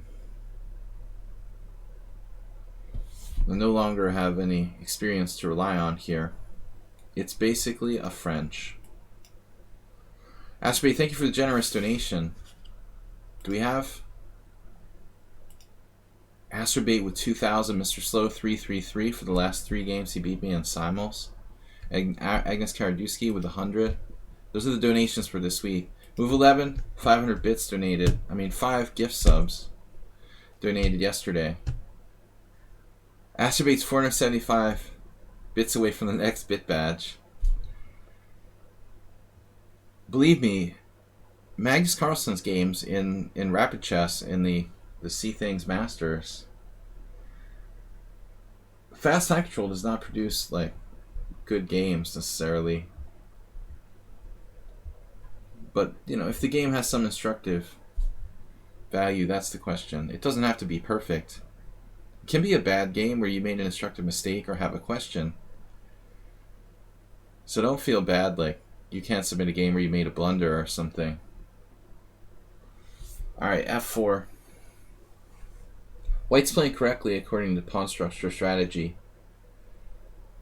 The pawn structure dictates the plans, so in this type of structure, Bogey Knight understands like pushing this pawn here attacks the base of my... He's attacking along the base of my pawn chain, trying to break the base of my pawn chain at f7, e6. I should be trying to do the same thing on the queen side with c5. f4 is a strategically based plan. I want to try to stop f5 if I can, but like g6, it's a risky move because it weakens my structure. So I was thinking about knight h6 here. Maybe knight h6 is better than g6.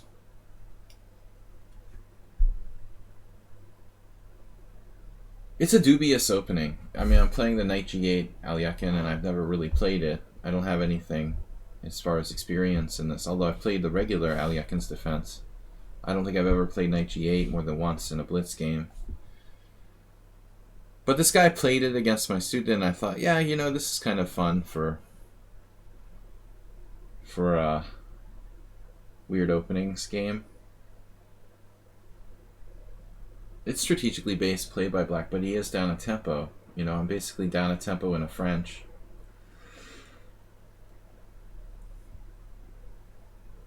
Very generous, Astrobate. Thank you, man, for your support. VIP Astrobate. I also had a $10 donation from Thomas B that we received via PayPal, so appreciate that. Twitch donation. Alright, knight d2, getting the knight in the game. Now I'll exchange. I didn't want the knight coming to c3. His other knight can go to c3.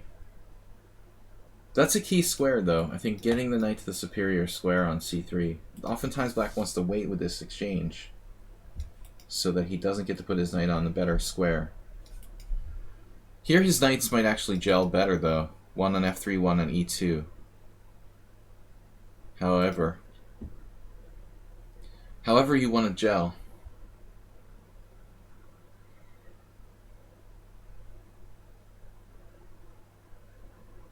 Jello.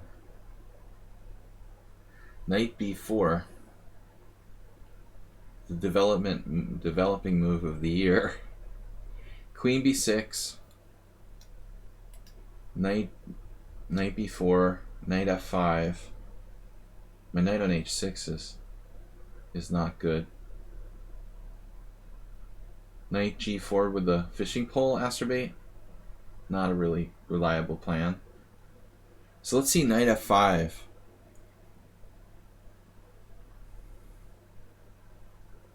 Not exciting. Knight b4. Bishop b1. How much play do I have here? Let's go for it.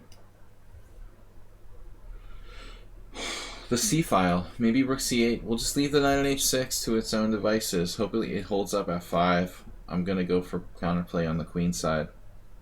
Bishop e5. Bishop e5 maybe. Focusing on the d3 square. Rook c8. He's threatening a3.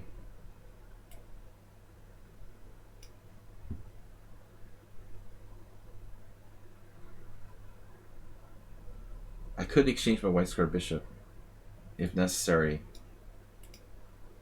but I don't generally want to give that up for nothing.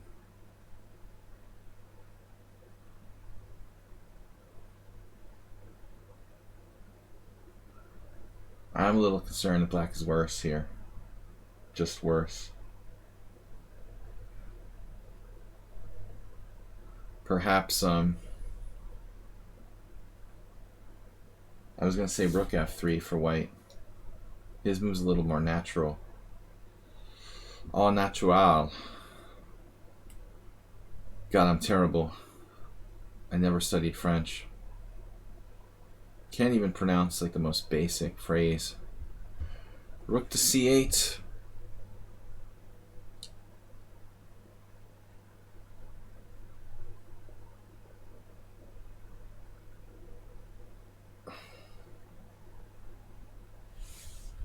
I played in the French team championship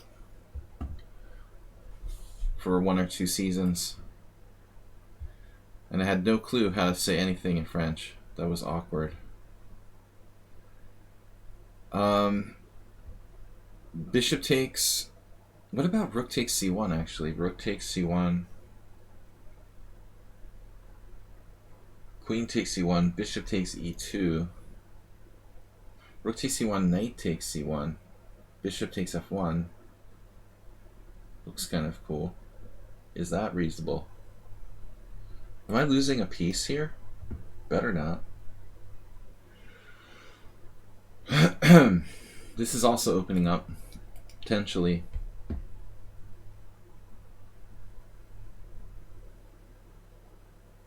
Yeah, I don't like this. I really shouldn't have done this. I don't think this is good enough. I guess I can play bishop takes f1, bishop a6, and he can't take on a7. But black's position is really, really dodgy. I just have a general spatial disadvantage and no real compensation without these tricks that probably don't work. Astrobate, my stream is stuck on your cheer, actually.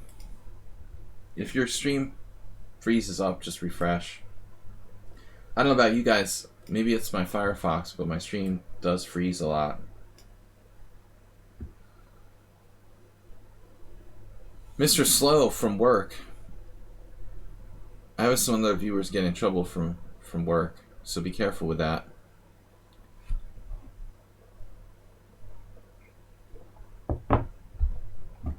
Bishop takes e2. Looks like the stream is refreshed. If it freezes, just unfreeze. Alright, so this is what I was looking at. Bishop takes f1.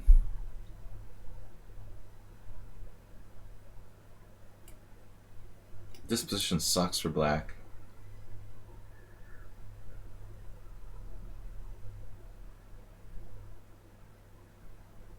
We might be holding on, though.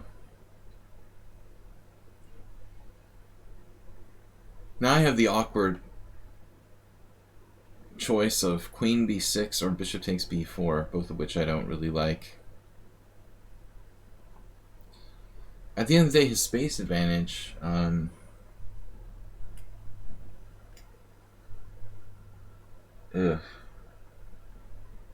Thank God he like can't put anything on the C file to come down here momentarily. Yeah, this is ugly. I guess I'll have to park my king on E7.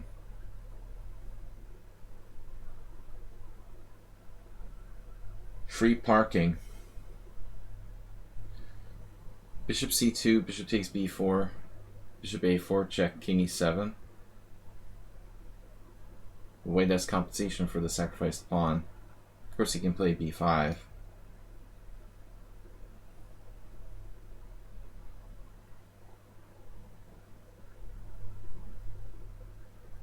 He's sacrificing his central pawn.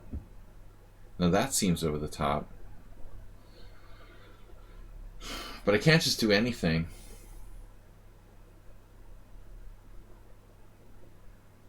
Priority here is development. D4 is hanging with check. At some point. If he plays knight takes H7, I can't castle. Knight is controlling the F8 square, that's alright. Mr. Slohan, welcome. I don't know if there's anybody I'll be able to raid. Schieberspieler's not streaming today. There's Chess Guy, he's still out there. Feta Master was streaming. I'm going to be streaming for about another 30 minutes. Alright, so pawn takes F5. The lesser of the evils.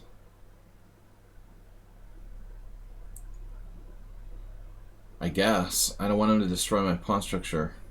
I could play another move here. Bishop D2.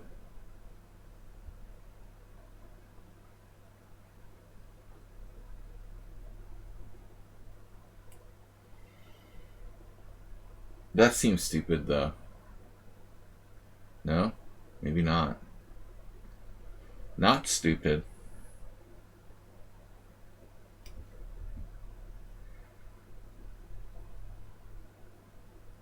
It looks dangerous to me.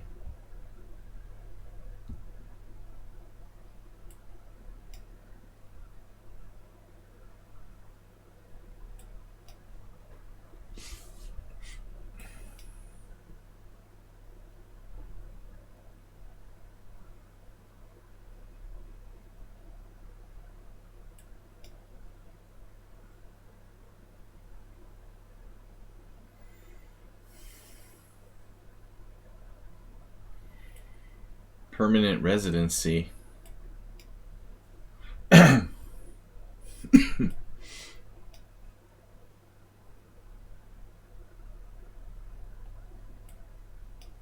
his queen.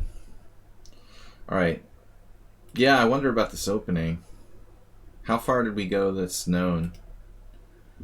None, Sanders. I looked at this game the other day. O'Donnell versus Fuster Geza. Some Hungarian player, I guess, who's before my time. Tom O'Donnell is Canadian. Not many games from this position, obviously. 92, bishop g4, f3. And so there was one game with bishop h5, huh? That looked crazy to me. What does the computer say? Bishop d7. Okay, so we looked at this yesterday. Bishop d7. And then some guy played knight a3. Which I like better the way the Boogie Knight played. Maybe you improved on this guy's play. Your play seems more natural. Castles. What's wrong with castles? Is there something with knight b4 right away? I don't think that's that big a deal.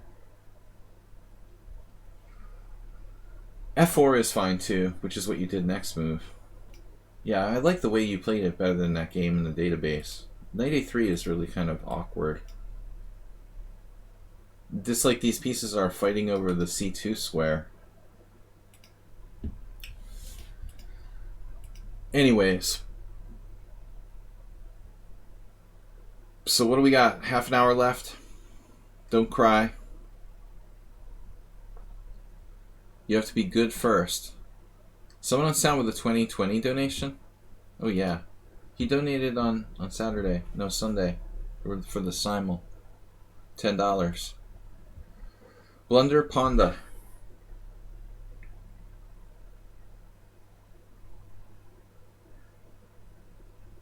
Normally I don't want to accept challenges from provisional players, but he played yesterday.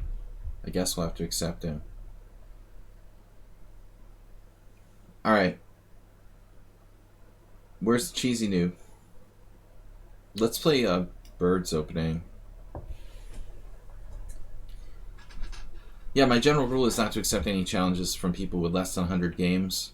They tend to either cheat or disconnect, or especially in my simuls, people will start the simul and then like leave after 2 moves. So I have this sort of general rule that I don't accept challenges from players with less than 100 Blitz games. Normally I would make an exception to this, but he did play once before. You're up. Blunder Panda. Symmetrical, double Dutch. That's what my friend Frank called it. He thought he was playing symmetrical English. It was a tournament in the 80s when I was like a teenager. My friend's opponent played f4 and he didn't know what to do. He had studied the symmetrical English. This is weird, but it's possible to play f5. It's actually not that stupid. Right. No, I mean, it's not that stupid. It's very unusual to see someone play the double Dutch. But not that bad. You'll find games where this has been played.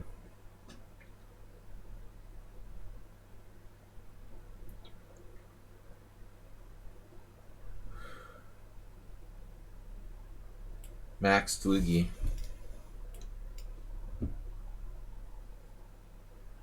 Obviously having the extra tempo. Favorable for white.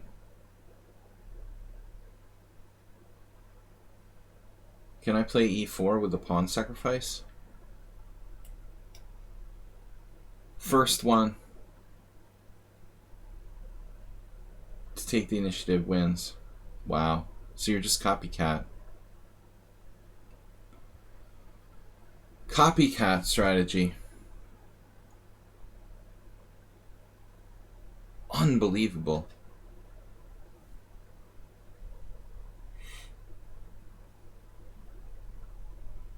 It might actually be decent.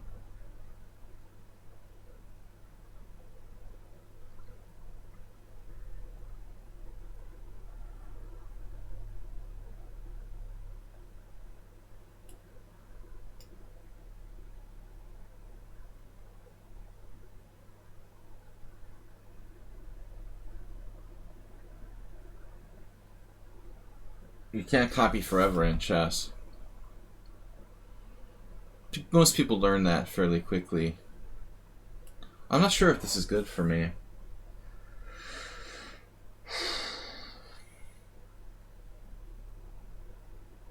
Now we have an interesting question.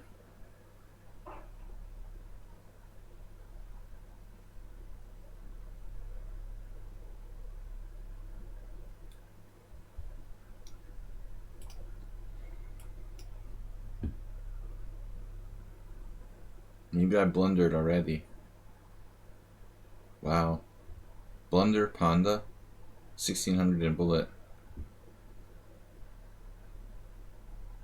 My original plan was to play d4 here. That was why I did this. Then I changed my mind, but I don't know why. I think the black's probably okay after d4.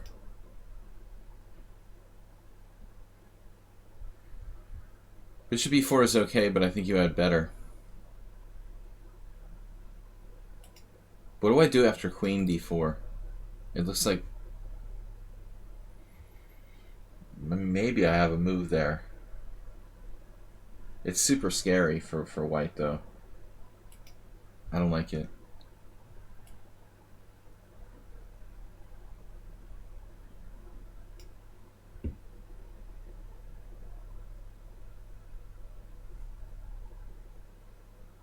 Now he played it. Okay, it's slightly different now.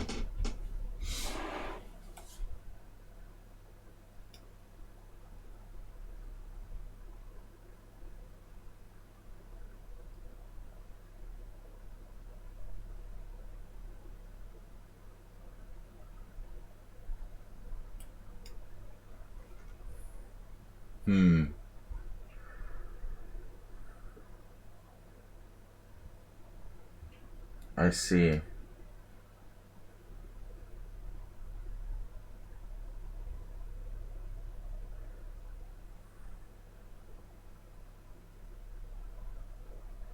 Oh well.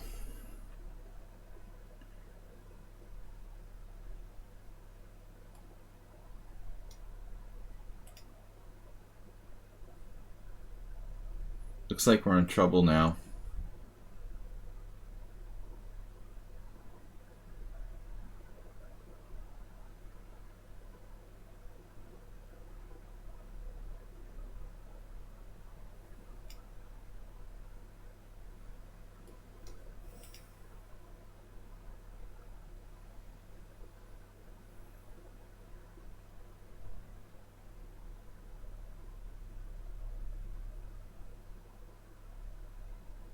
Right.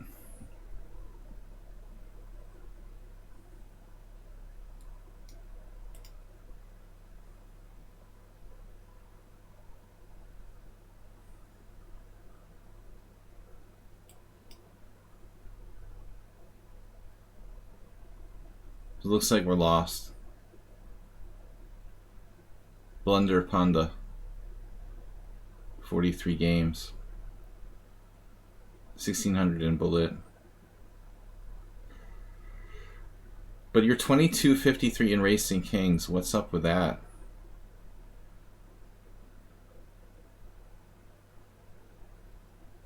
That seems like a weird differential.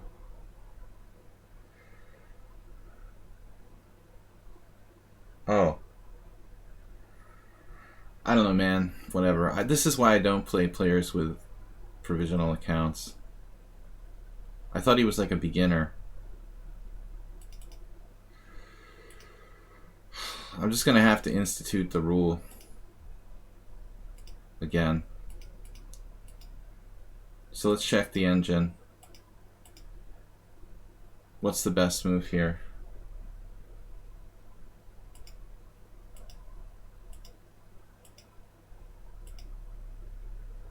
I have to play d4. That was my plan.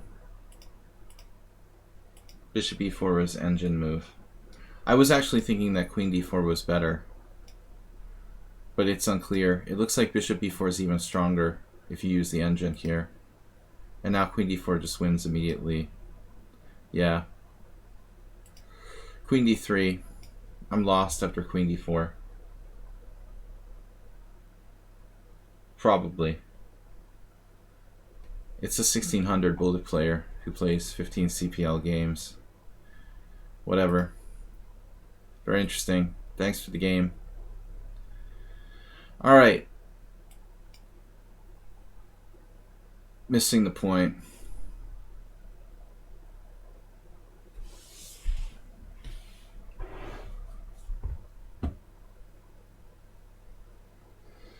Well, that was a good waste of time. Let me take back this. Let me abort this game. They're not here. If they're still here, re-challenge me, but I don't want to play knight f3. This is a boring move. You can re-challenge me to the last game if you're still here. 5+3. Yeah, I don't know, Dr. Tripchance. That's why I don't play people with unestablished accounts. I assumed I had played one game with him, so he was legit, but instantly playing the engine moves there is pretty obvious.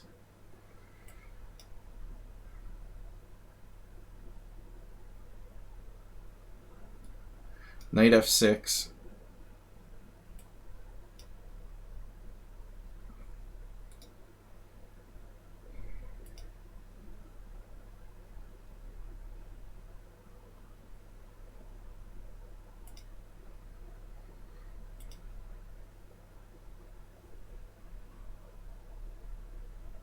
I'm not going to tolerate people using computers. It's ridiculous.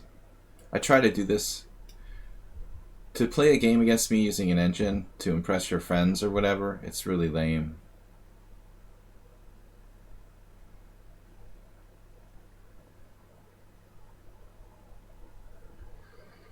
Joker piano mainline, bishop e3.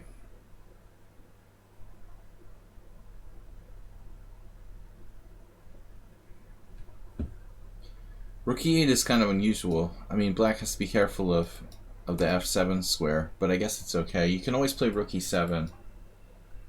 It seems slightly counterintuitive.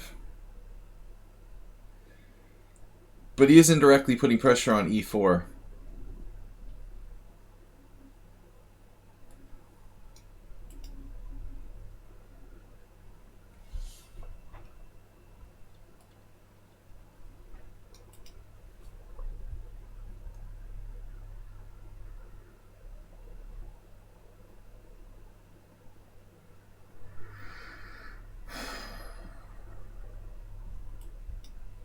I really don't know what the best move is.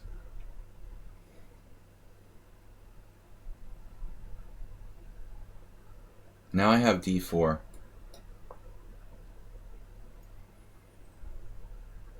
So the question is, bishop takes b3,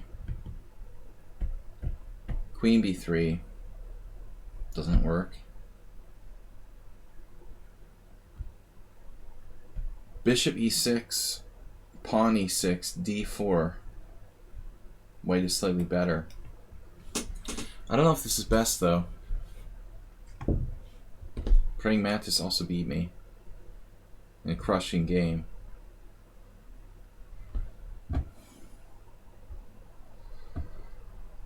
I've got the re-challenge. No, it's Trip Chance. Okay. So Dr. Trip Chance, subscriber, I should actually take your challenge first.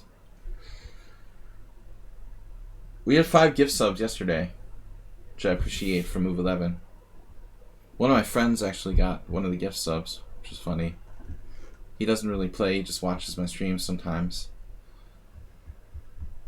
Appreciate the gift subs and the support, guys. Bishop takes e6, pawn e64 wins. No, actually, he has to play pawn takes. He loses a piece here. He loses a piece. Playing too fast. Fork, fork. But this is like the biggest disease on online chess, you know. Everybody playing bullet chess in a 7-minute time control. Everybody plays too fast. Chess is made to be a thinking game. But Magnus Carlsen wants to turn it into bullet chess world. And Hikaru is really guilty of this too. Hikaru was always a bullet specialist. Now he's the most popular chess streamer. Magnus is promoting super fast play, so lots of people get influenced by this. It's like adrenaline rush. But that's not true chess. You're the only challenge left, Mr. Trip Chance, so you are next. I've lost enough games today. I think I beat you the last time. Maybe not. I can't remember yesterday. But, well, Magnus won't be forgotten. Hikaru's legacy may have been greater if he had stayed on the side of goodness. He's gone to the dark side of bullet chess. No, I think that Hikaru, I don't know, he wanted to be rich. But then why play chess in the first place if your goal is to be rich?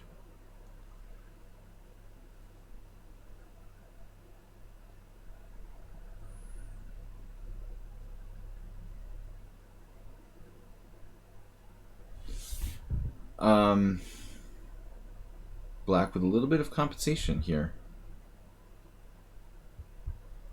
Nobody plays chess to get rich. It's like a backward way of getting wealthy. Knight takes d4, rook e8. Good move. f3 I guess I have to play. Then he has d5 though. Man, this is kind of awkward.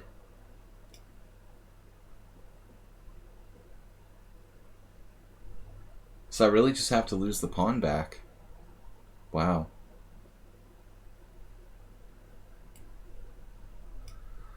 I have to lose the second pawn. That's pretty deep. It doesn't really make sense though. I mean, obviously you can take this pawn here directly. So there's no reason to play rook e8. The ironic thing is that I can't protect it even after he plays rook e8. I mean, I don't know, is it a mistake to take this pawn for some reason? I can't imagine what it is. The funny part is I still can't protect this. Now he can take with the knight.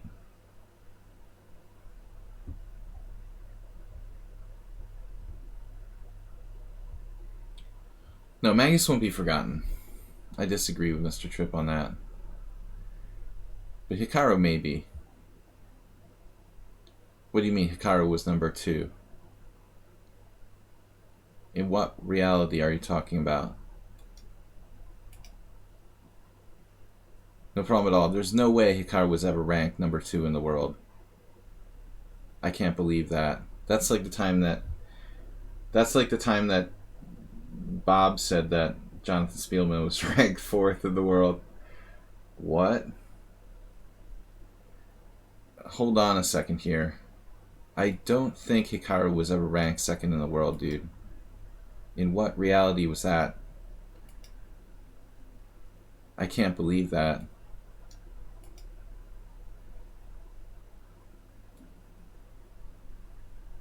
I don't think so, man.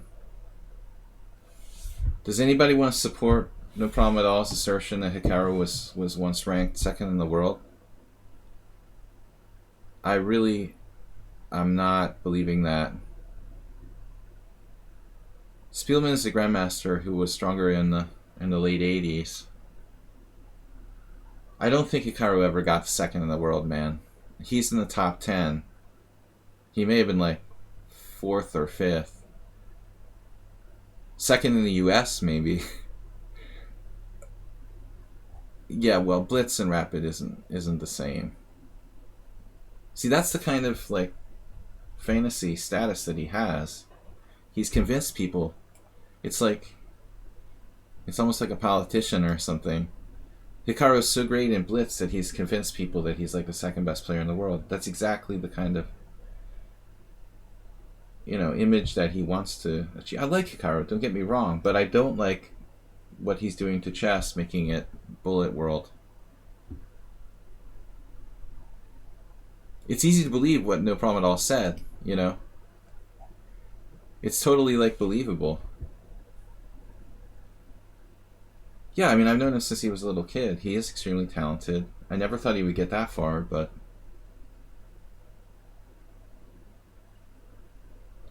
for certain reasons, some beyond his control, but he surprised everybody. Yeah, Blitz and Rapid are good time controls, but I don't think they should be used to determine the World Championship. That's another discussion that I had recently.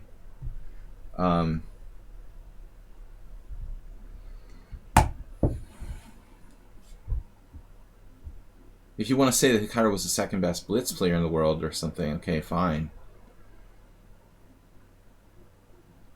But now, it's easy to believe that.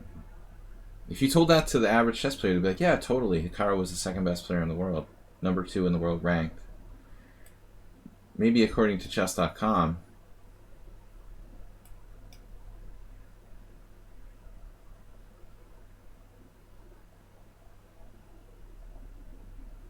Damn, dude. This might actually work for Black. He's like 1300 and he's like sacking pieces crazily.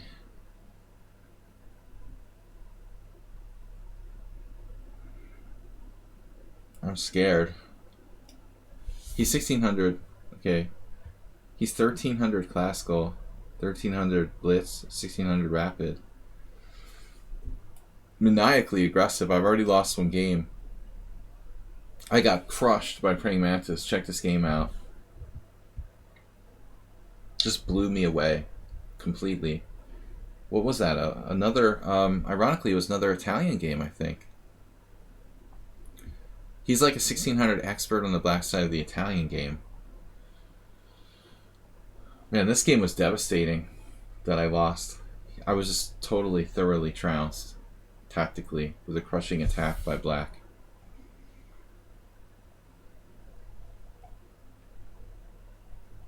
No, I don't think that Hikaru could have been above 3rd or 4th in the world, according to slow time control rankings, at any point. There's too many good players, man. Kramnik was around. Anand. In all that time. They are fading. Kramnik's retired now. There's just too many good players. Kramnik was actually number 2 in the world not that long ago, right before he retired. Well, I don't know. Hikaru's better now. He was really arrogant when he was young. He's mellowed out.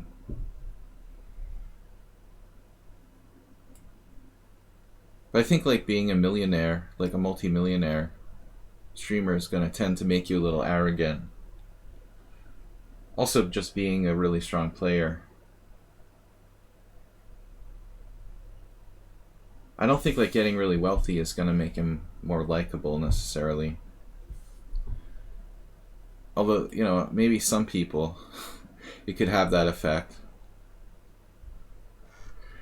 Yeah, I mean, I don't really like those sites that claim to say like people's wealth.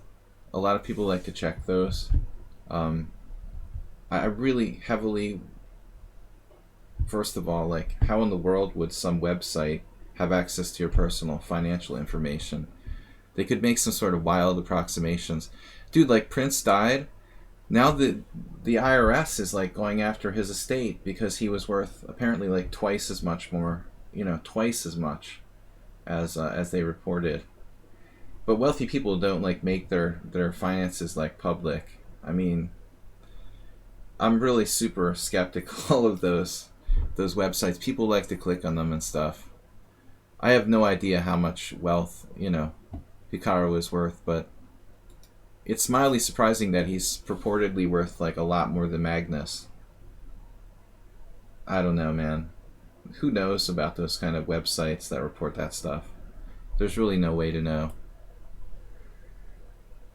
I would just be really skeptical of any kind of tracking of that by random sites.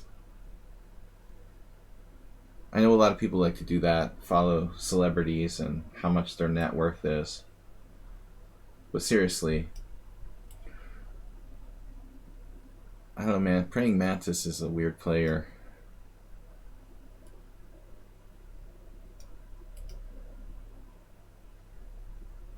Praying Mantis is not playing perfectly. He's very inconsistent. He had one game where he crushed me like a grandmaster. Other times he makes blunders. It looks like here he's going to lose. I don't know much about the account. I've only played him like 3 times.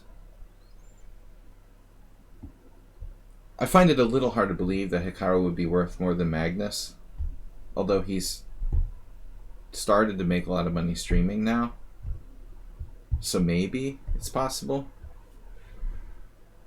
But yeah, they're just like clickbait sites for people that want to follow celebrities. It's possible.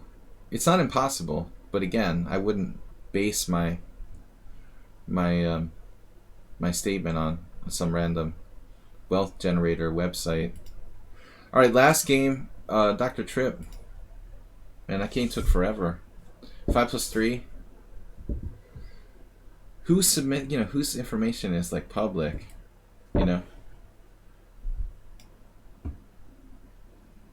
How could you possibly have public knowledge of someone's wealth?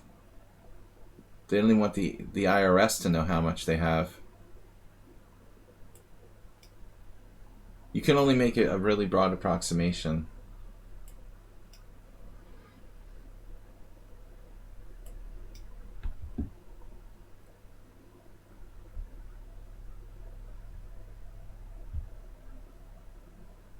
The other thing about views, I don't trust those either.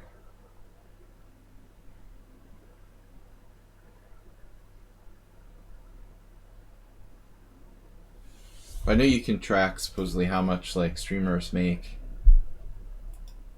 but who knows how accurate that is.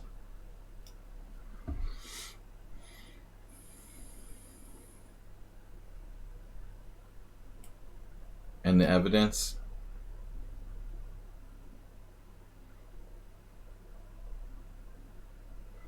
So this line, yeah, this is the line I lost the other day.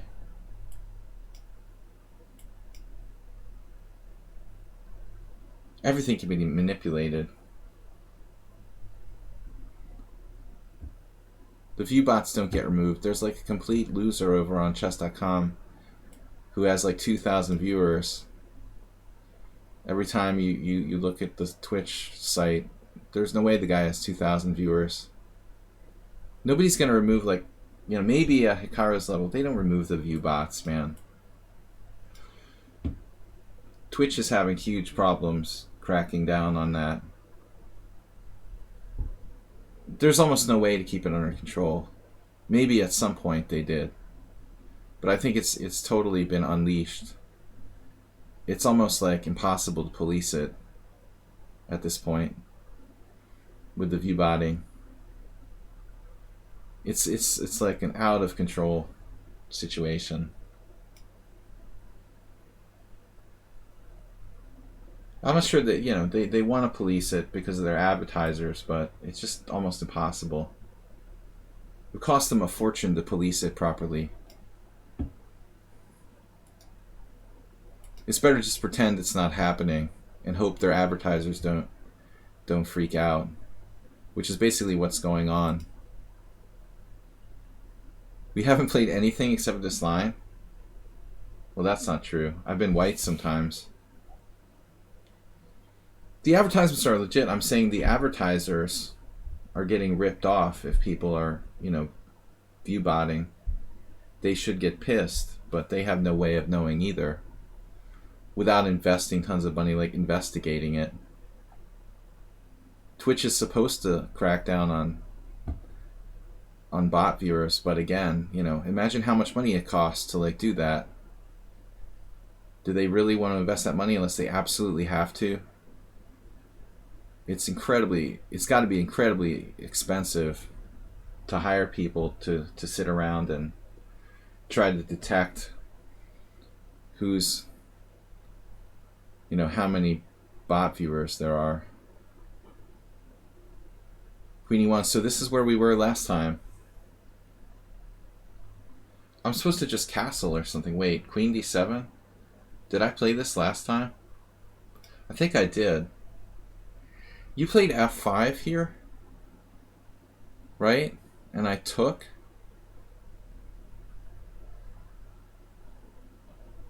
Yeah, I could totally become a partner tomorrow buying view bots. And I don't, because I'm principled.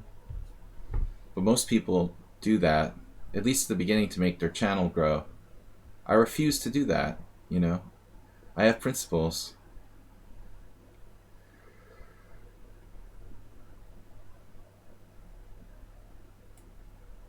I don't think the view bots are real expensive. Maybe if you have to buy tons of them. I'm not a Twitch partner, even though I've been streaming for years, because I don't cheat, with bot viewers.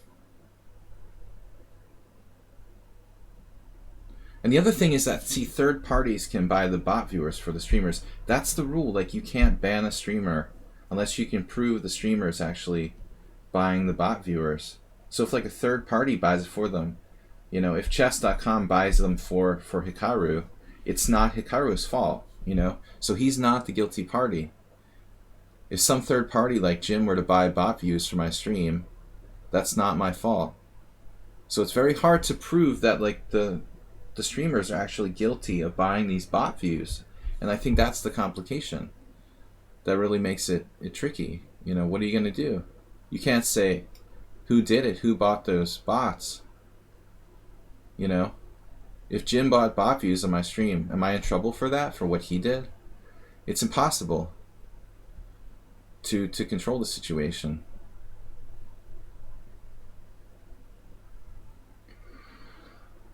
Well, anyway, it's time to go home. I am home. Time to finish the stream. Alright guys, we'll get up to partner eventually, but it's not a big deal to me. I don't care. I just enjoy streaming. We usually have about 40 viewers per stream. I'm not going to cheat to have 75.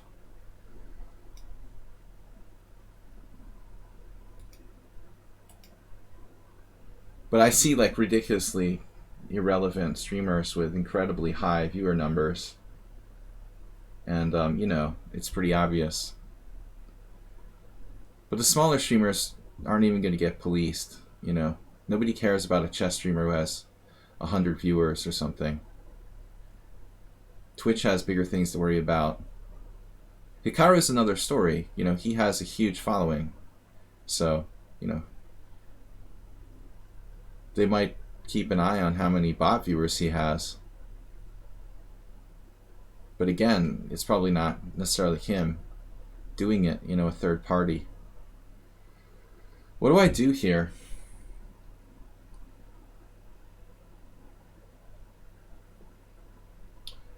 Castle would be the logical continuation.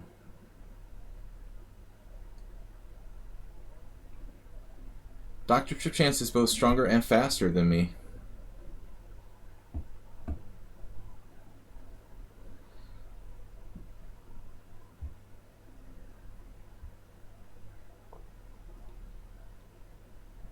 Fraud is popular in today's society. I don't know. What am I doing? Takes on e5 isn't good. This looks bad. What do we say if it looks bad, Asterbate?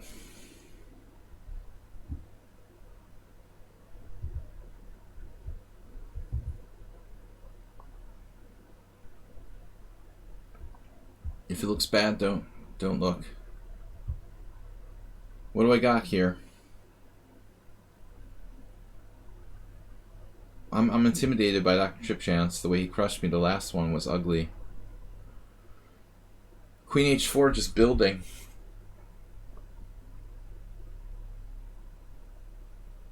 Maybe I can play f5. Do we have another game like that? Did we have another game where you did this? Knight g5 and e6 and knight f7 or something? I've had games with a lot of players. e6 right away. Okay, that's probably a transposition. That's funny, I didn't think of that move order. I actually have knight f6. I feel like we had a similar game before.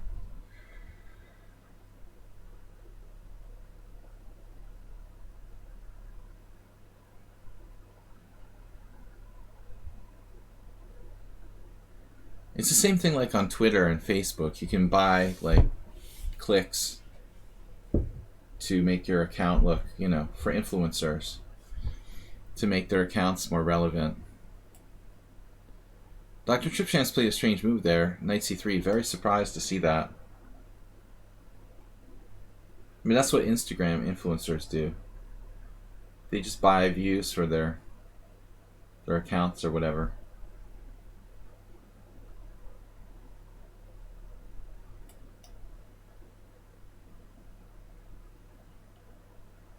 I wonder if this is a waste of time, b4.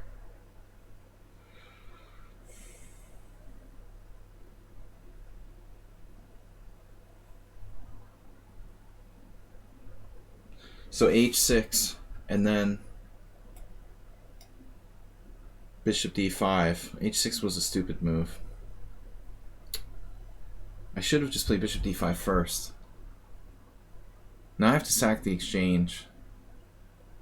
Actually, I don't have to, but I think I have to. You didn't care.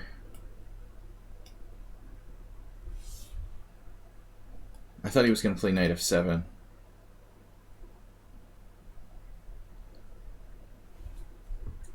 Just random people buy views to make themselves look cooler, I'm sure. For whatever purpose, it's a huge business.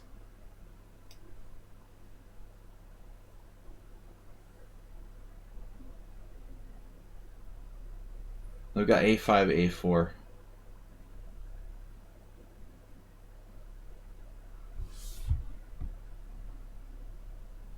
Yeah, I was surprised Dr. Tripp like retreated with knight c3 earlier.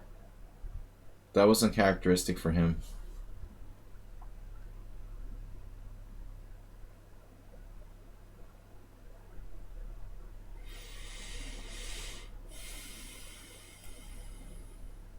Man, I don't know. This is awkward. Now my bishop has to go back where it came from to the other side. Damn. I guess d7 would have been best. So fast. Knight where?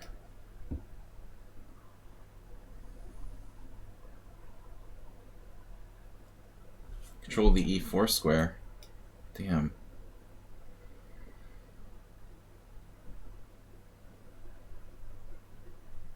What about your queen? It can never get trapped?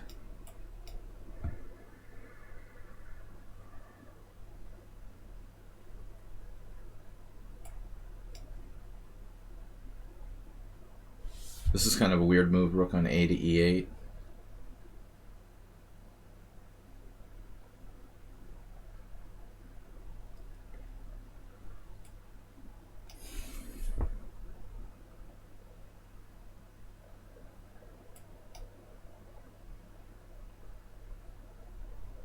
Can you ever trap his queen?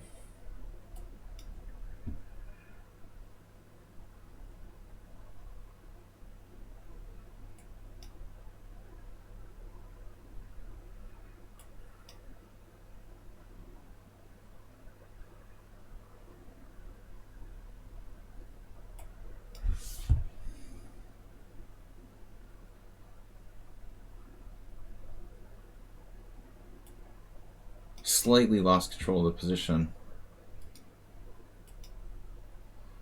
Maybe bishop takes f3 there?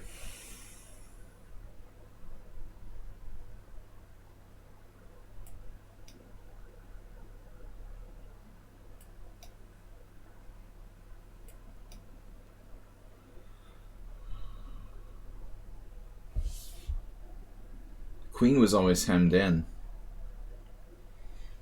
Yeah, I mean, I think you had a good game again.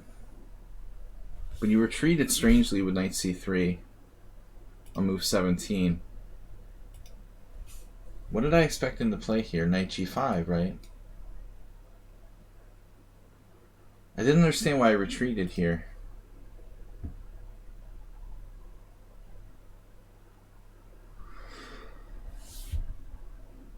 This is unclear. You know, if you go to g5, you're gonna play on f7 and I'll sack the exchange, and I had no idea what's going on. You know, this is like unclear. I don't know who's better. I have a strong bishop and a pawn, but you're up the exchange. No problem at all. Gifting tier 1 to PF Lancelot. Thanks, man. Don't forget to submit games for Thursday. Managed to beat Dr. Tripp. That wasn't... I don't know about that opening, actually. You're clearly better. Wow. Here. I'm okay after this, apparently. That was kind of close. Every time I play this line, I'm like afraid that I'm a dead man. E6 was fun. Here. I missed E6. I thought you were going to play knight G5 directly.